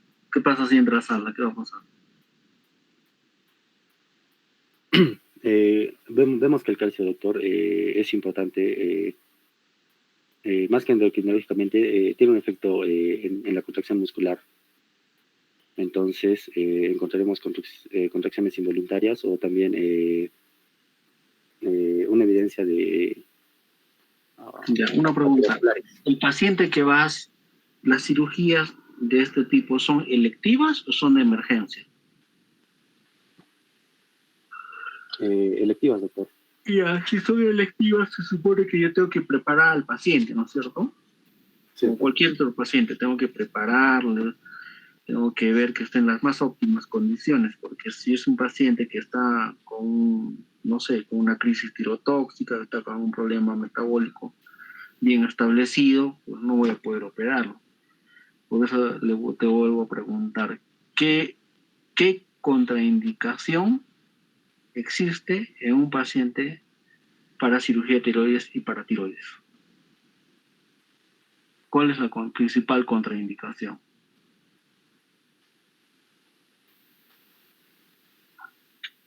Tú lo has expuesto, ¿ah?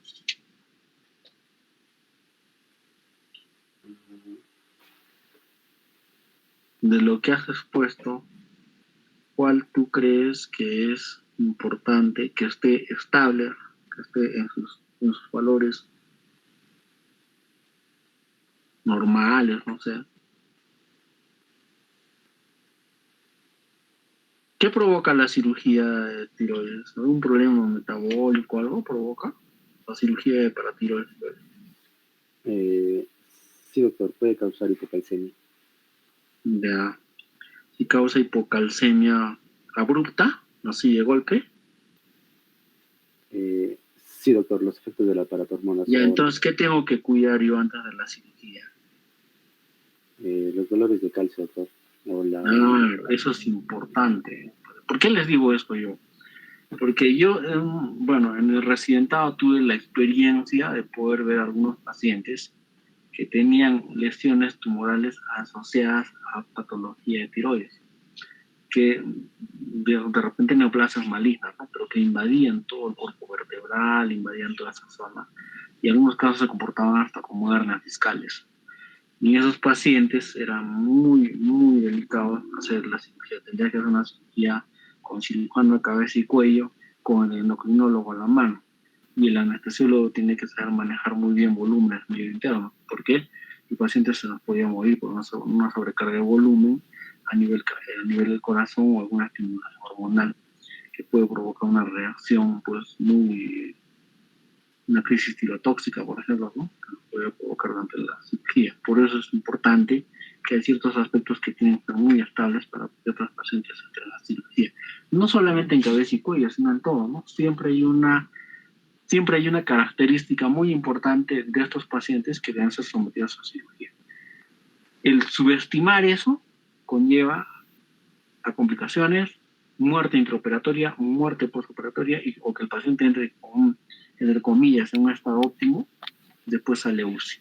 Solo por a veces descuidar esos aspectos es que nos pasa eso a los médicos. Por eso es que no debemos ser muy, digamos, confiados al momento de poder intervenir un paciente. Cuando viene un paciente, ustedes que van al interno, tienen que revisar todo, la historia, ¿no? Antes, todos sus análisis que estén estables.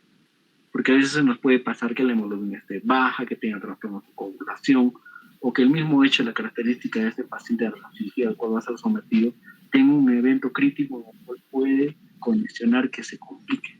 Entonces, esas cosas las tienen que ayudar ustedes a identificar. Y es por eso que es importante que tener nuevamente una base teórica de lo que ustedes pueden aplicar en la práctica.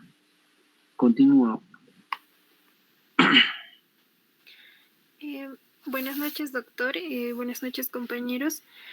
Ahora voy a continuar acerca de las técnicas quirúrgicas que se utilizan o se practican en la paratiroidectomía.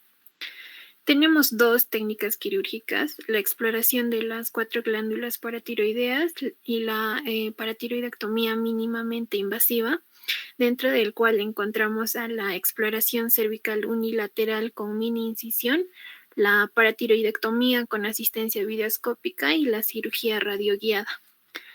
De estas dos técnicas quirúrgicas, la exploración de las 4 glándulas paratiroideas es la más común, o es la que tradicionalmente se usa y es el método de referencia. Siguiente, por favor.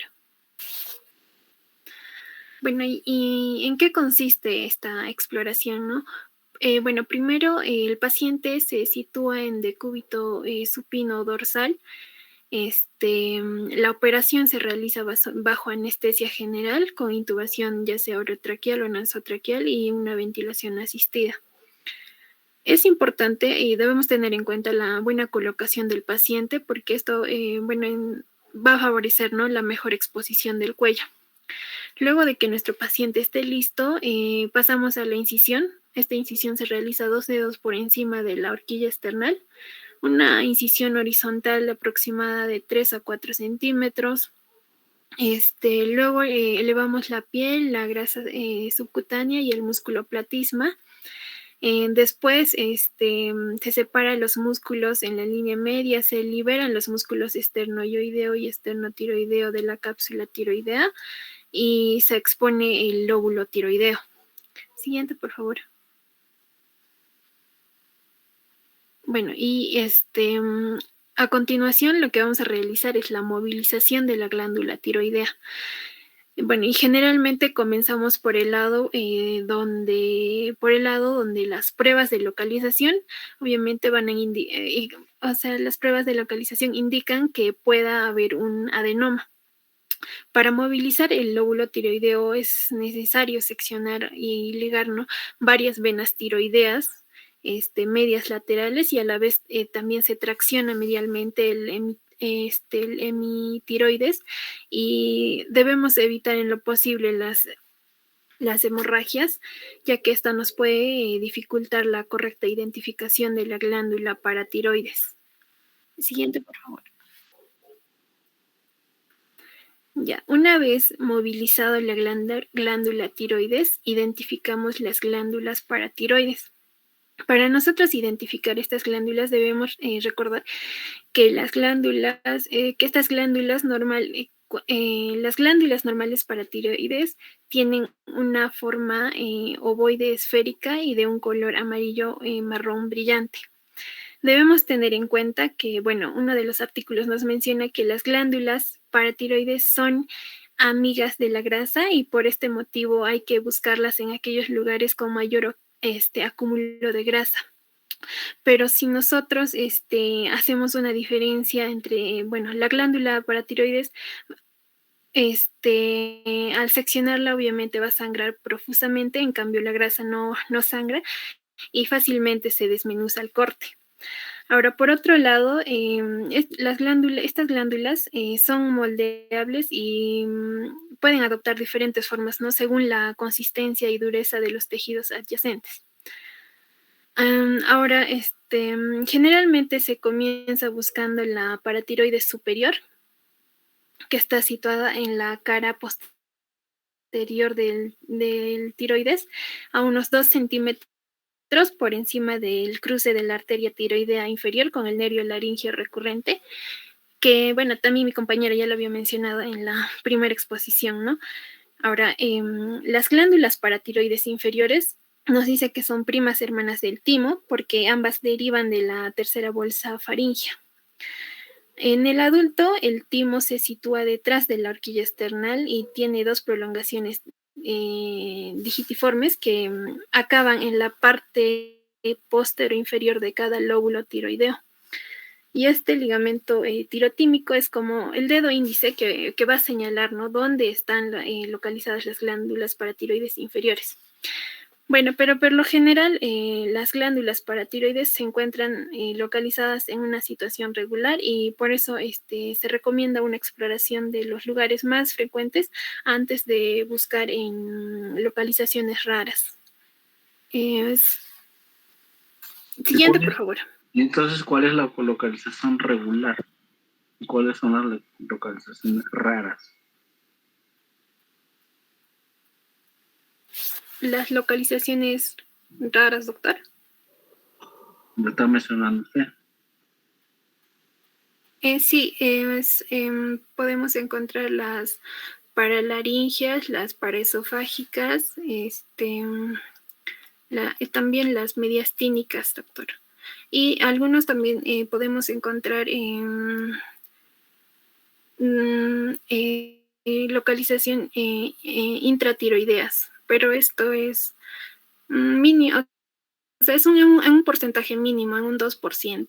Ya, y según lo que estás explicando, yo para evitar cometer ese error, ¿en qué examen me apoyaría? Tu compañero lo ha mencionado, uno de tus compañeros.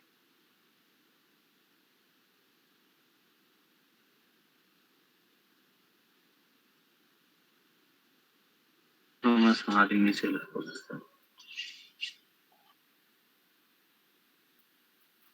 En una gamografía, tomografía. doctora. Gamografía. Gamografía. Ya, está bien, sigue.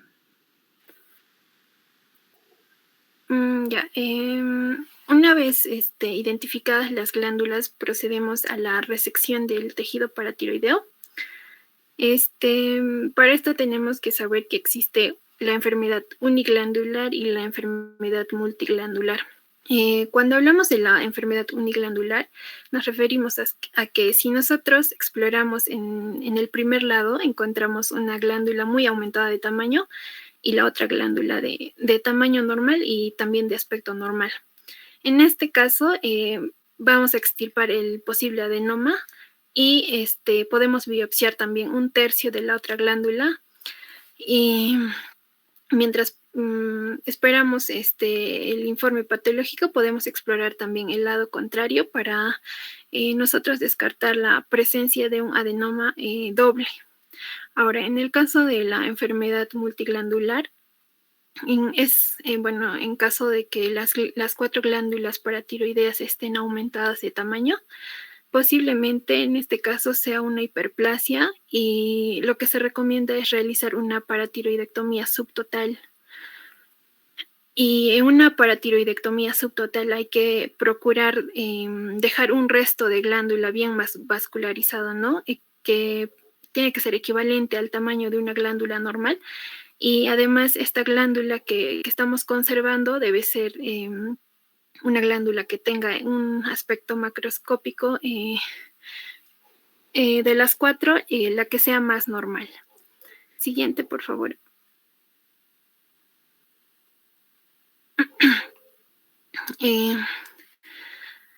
Búsqueda de las glándulas perdidas. Hablamos de esto cuando en la disección inicial no encontramos la patología responsable del hiperparatiroidismo, ¿no? Es importante en sí conocer cuál es la posición de la glándula superior o es la glándula inferior. Si la glándula oculta es la superior, debemos seccionar y ligar el pedículo tiroideo superior y traccionar el polo superior del tiroides y buscar en la cápsula de la zona posterior. Generalmente los adenomas de la paratiroides superior van a caer por su peso, ¿no? Y son deglutidos, por así decirlo, por el surco traqueoesofágico y pueden hacerse para faringias, para laringias, para esofágicos y retroesofágicos. Ahora, como ya había mencionado, la tiroidea superior puede estar localizada dentro de la glándula tiroides, ¿no? Pero su incidencia es menor, solo del 2%. Por otro lado,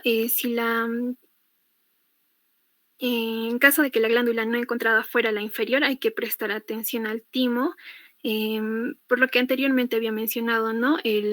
La prolongación digitiforme del timo puede señalar en sí la posición de la glándula inferior.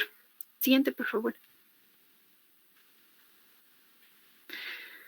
En caso de que las 4 glándulas sean normales en aspecto y tamaño y tampoco identifiquemos glándulas supernumerarias, vamos a extirpar la glándula que sea de mayor tamaño y que sea la más oscura para su estudio histopatológico.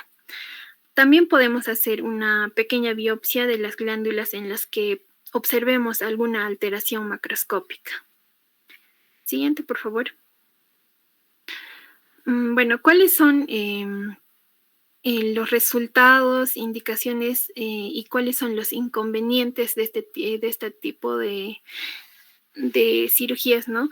Si hablamos de resultado, la tasa de curación es superior. Esto, según menciona la literatura, sucede cuando dichas operaciones las realiza un cirujano endocrino, pero la tasa de curación más real es de 70%. Ahora, en cuanto a las indicaciones, en la actualidad esta técnica es la técnica de elección en sospecha de una enfermedad paratiroidea multiglandular, el hiperparatiroidismo hereditario, las glándulas ectópicas, los adenomas no localizados mediante gammagrafía y la asociación con enfermedad nodular tiroidea.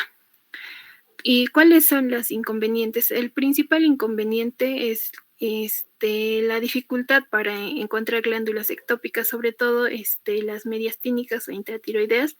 Por eso se utiliza, ¿no?, la gammagrafía como estudio de localización preoperatorio para poder detectar aquellos adenomas en situaciones ectópicas.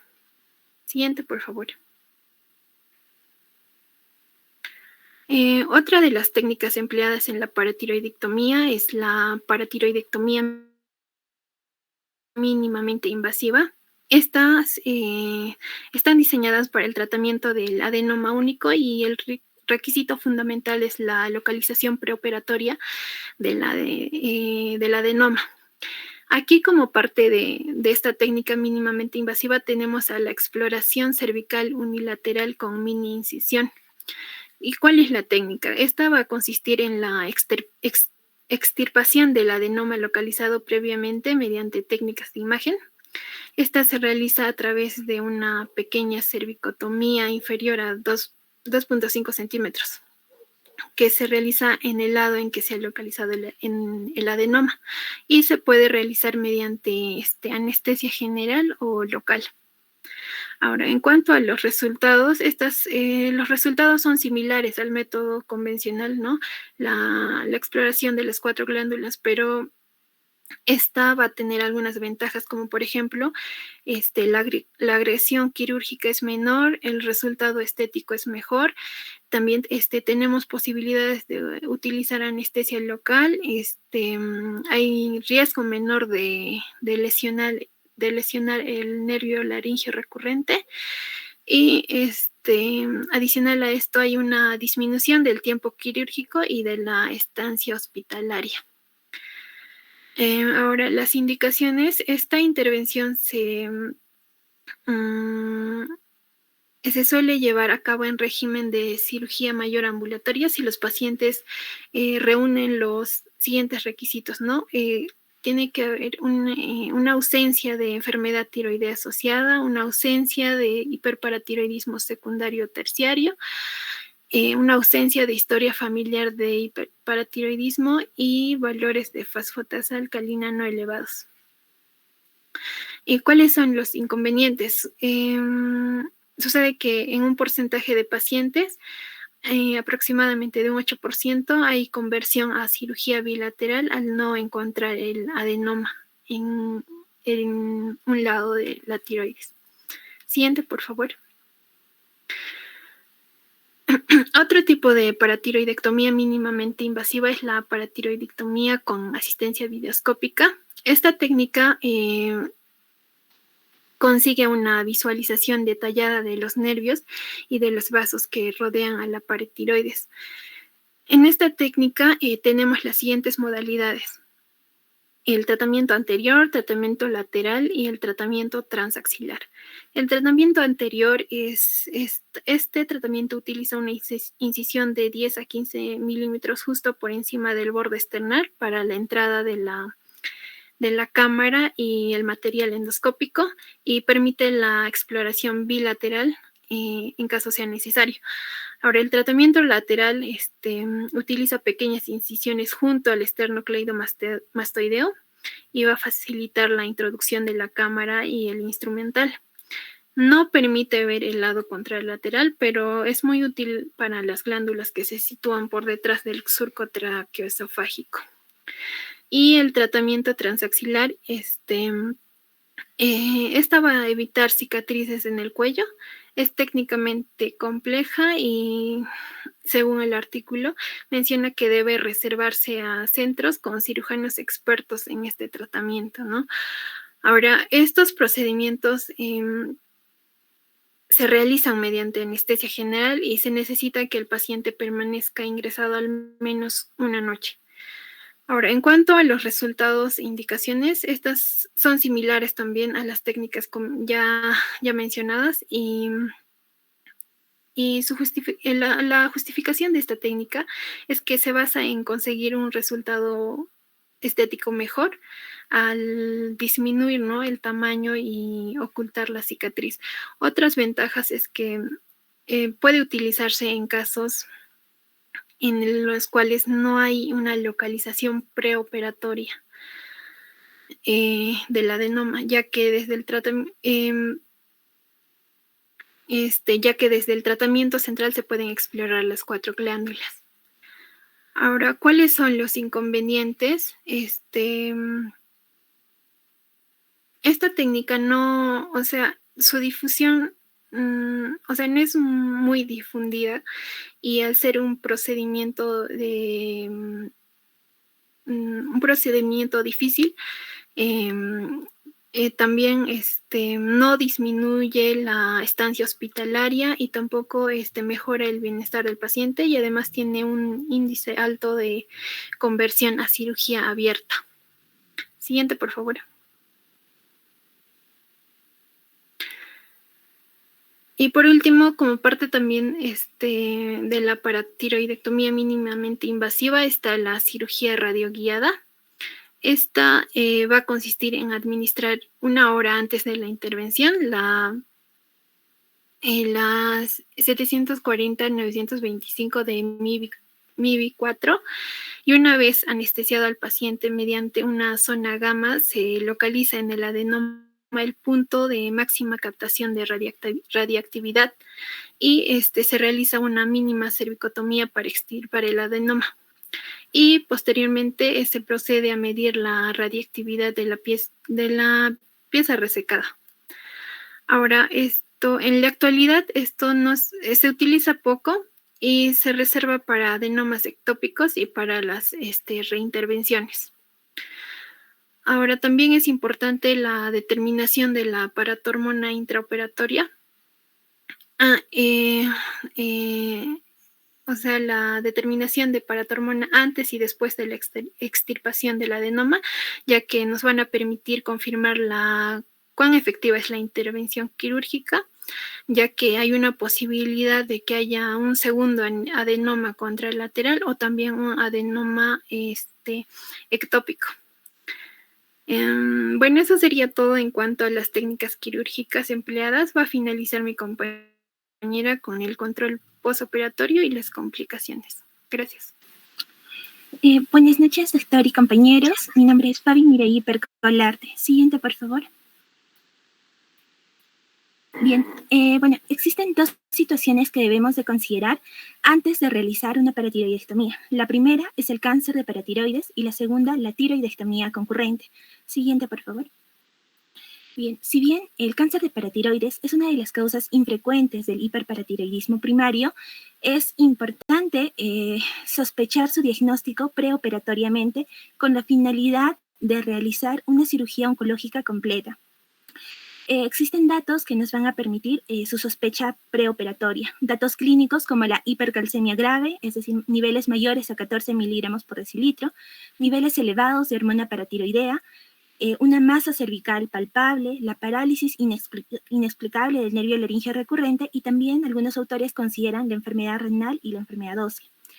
Los datos histopatológicos incluyen la infiltración de tejidos adyacentes, la metástasis ganglionar, la metástasis a distancia, es decir, hacia el pulmón, hígado y huesos, y la angioinvasión inequívoca, usando biomarcadores.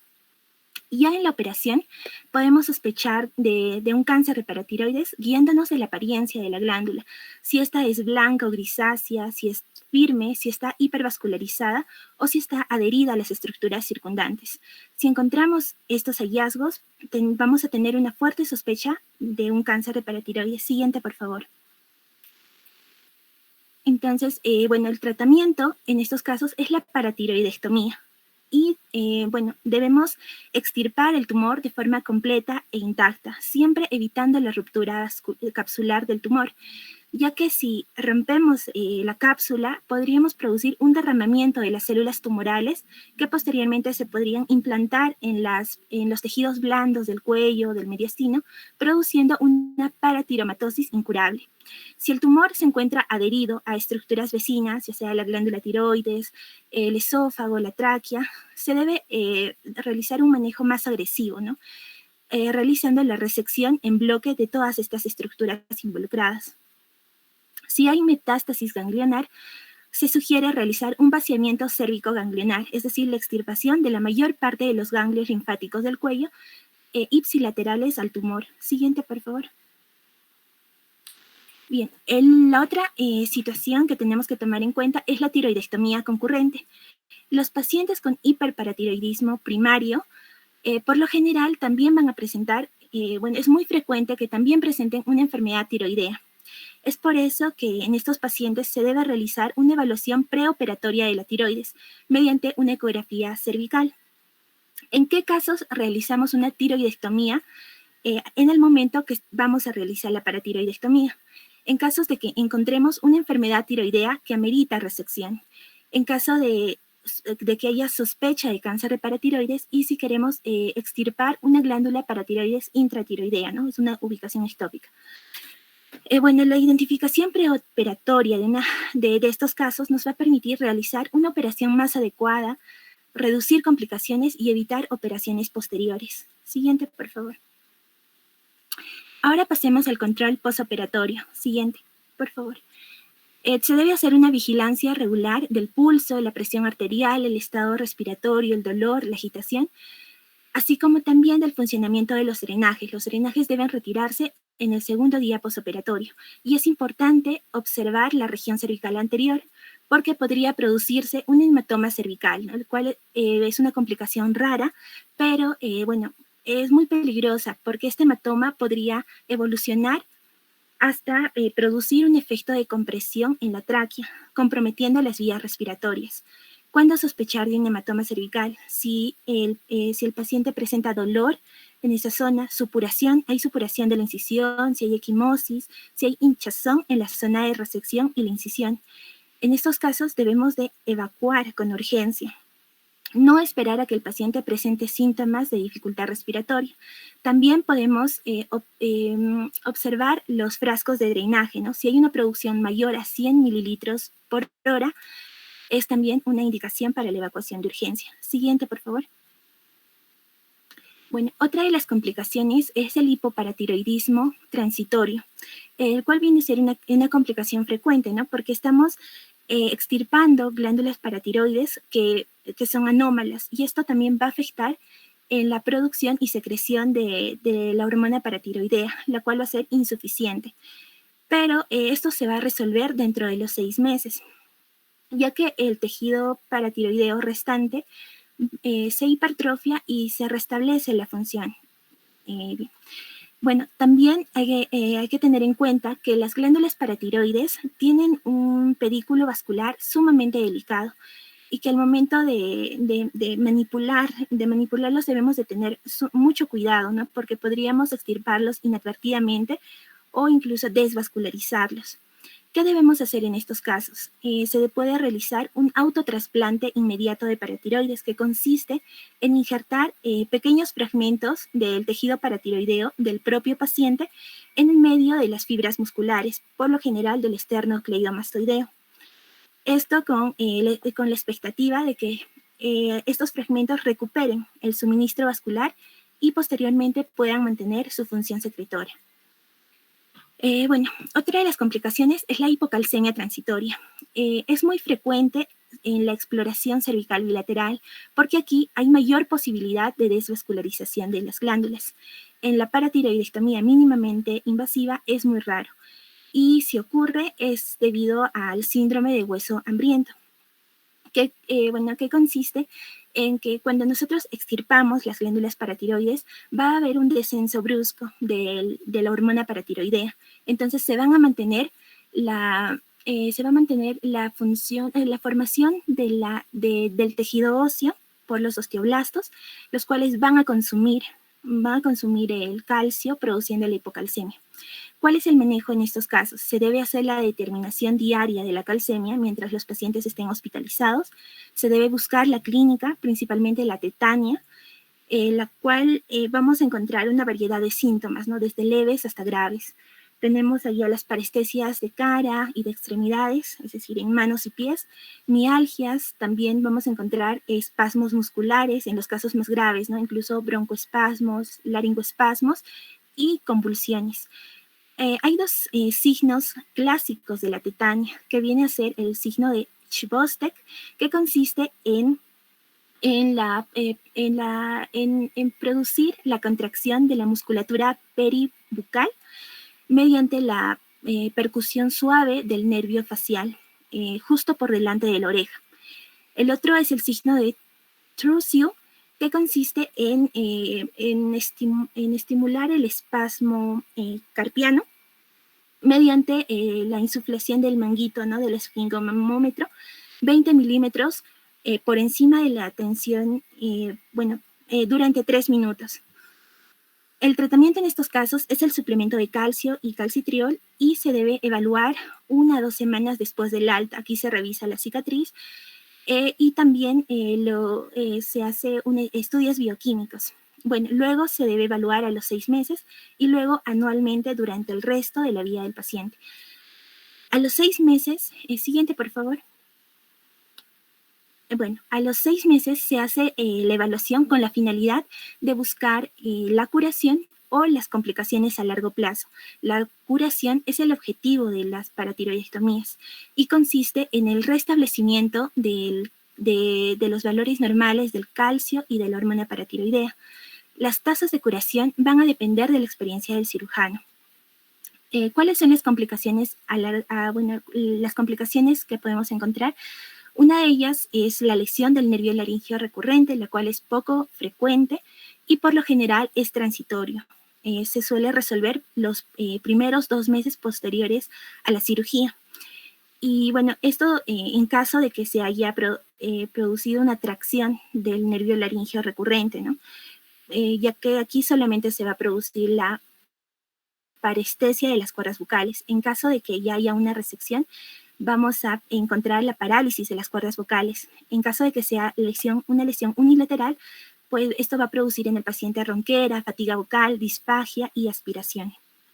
Y en casos muy raros se produce la lesión bilateral, que podría comprometer las vías respiratorias.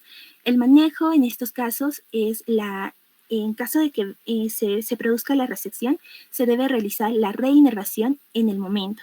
Y también se aconseja la rehabilitación foniátrica precoz para limitar las consecuencias. Siguiente, por favor. Bueno, otra de las complicaciones es el hipoparatiroidismo permanente. Es una complicación infrecuente y suele ocurrir cuando se extirpa o se daña de forma inadvertida todo el tejido paratiroideo, o también cuando el autotrasplante no tiene éxito. Bueno, esto también va a producir, el hipoparatiroidismo va a producir hipocalcemia permanente, y en estos casos las manifestaciones clínicas dependen de la gravedad de la hipocalcemia. Podemos encontrar a largo plazo cataratas, mayor densidad mineral ósea, calcificaciones de los ganglios basales que pueden llegar a producir parkinsonismo, demencia, manifestaciones ectodérmicas como la piel seca, áspera, el cabello quebradizo, uñas quebradizas. ¿Cuál es el manejo, no? A corto plazo, el tratamiento es sintomático. Se les da suplementos orales de calcio y calcitriol durante 6 a 12 meses o incluso puede ser de por vida. Lo malo con este tratamiento es de que como no va a haber una retroalimentación negativa, estos pacientes pueden pueden presentar clínica de un hiperparatiroidismo o de un hipoparatiroidismo. Y muchos de estos pacientes refieren una mala calidad de vida. Es por eso que el tratamiento a largo plazo tiene el objetivo de mejorar la calidad de vida a través de la terapia con hormona paratiroidea recombinante, o también en caso de que los síntomas graves persistan a pesar del tratamiento médico, se les puede ofrecer el alotrasplante de paratiroides, el cual es similar al autotrasplante, con la diferencia de que aquí necesitamos un donante de tejido paratiroideo sano, y bueno, debe haber un receptor que sea altamente compatible, ¿no? Según el antígeno leucocitario humano y los grupos sanguíneos. Pero esto tiene desventajas, los cuales son el rechazo del injerto y el uso de inmunosupresores de por vida. Siguiente, por favor.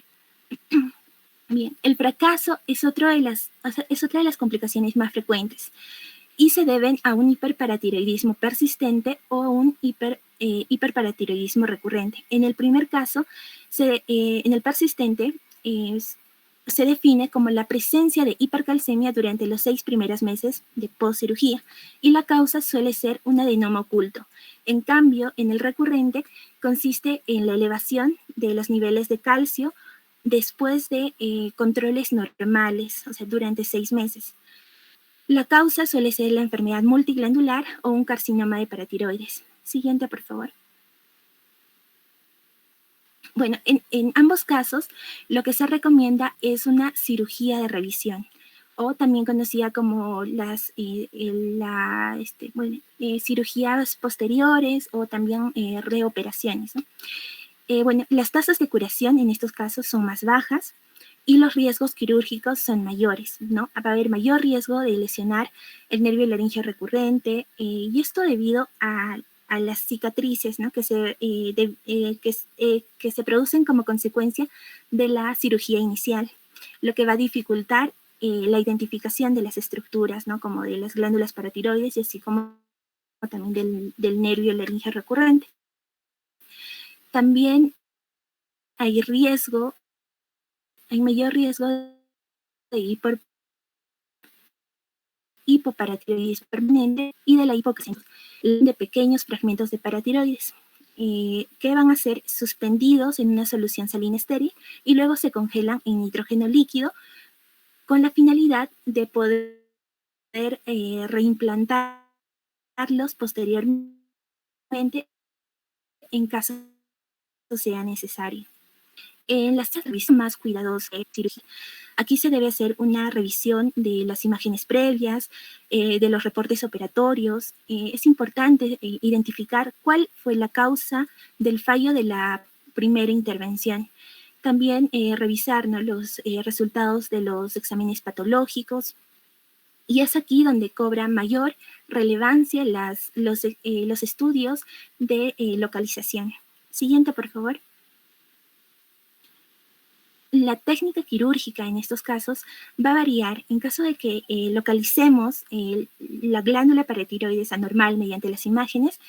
Debemos de realizar una técnica de lateral a medial, contraria a la técnica inicial, ¿no?, de la cirugía inicial que empieza, que va de medial a lateral, ¿no? Primero identificando la glándula tiroides y así, ¿no? En estos casos debe ser lo contrario.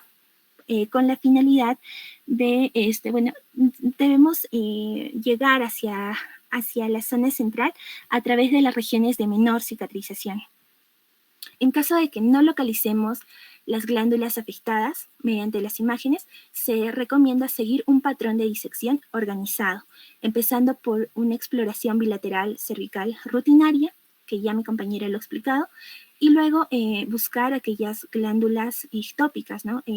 Hacer una exploración del timo, exploración de la región retrofaríngea y retroesofágica, descartar glándulas intratiroideas, hacer una revisión de la vaina carotidia y finalmente se puede hacer una exploración del mediastino mediante una esternotomía media, ¿no? Pero esto debe ser acompañado de un cirujano torácico. Siguiente, por favor. Bien, doctor, eso sería todo con respecto a la exposición. Esperamos que haya sido de su agrado y que se haya entendido. Muchas gracias.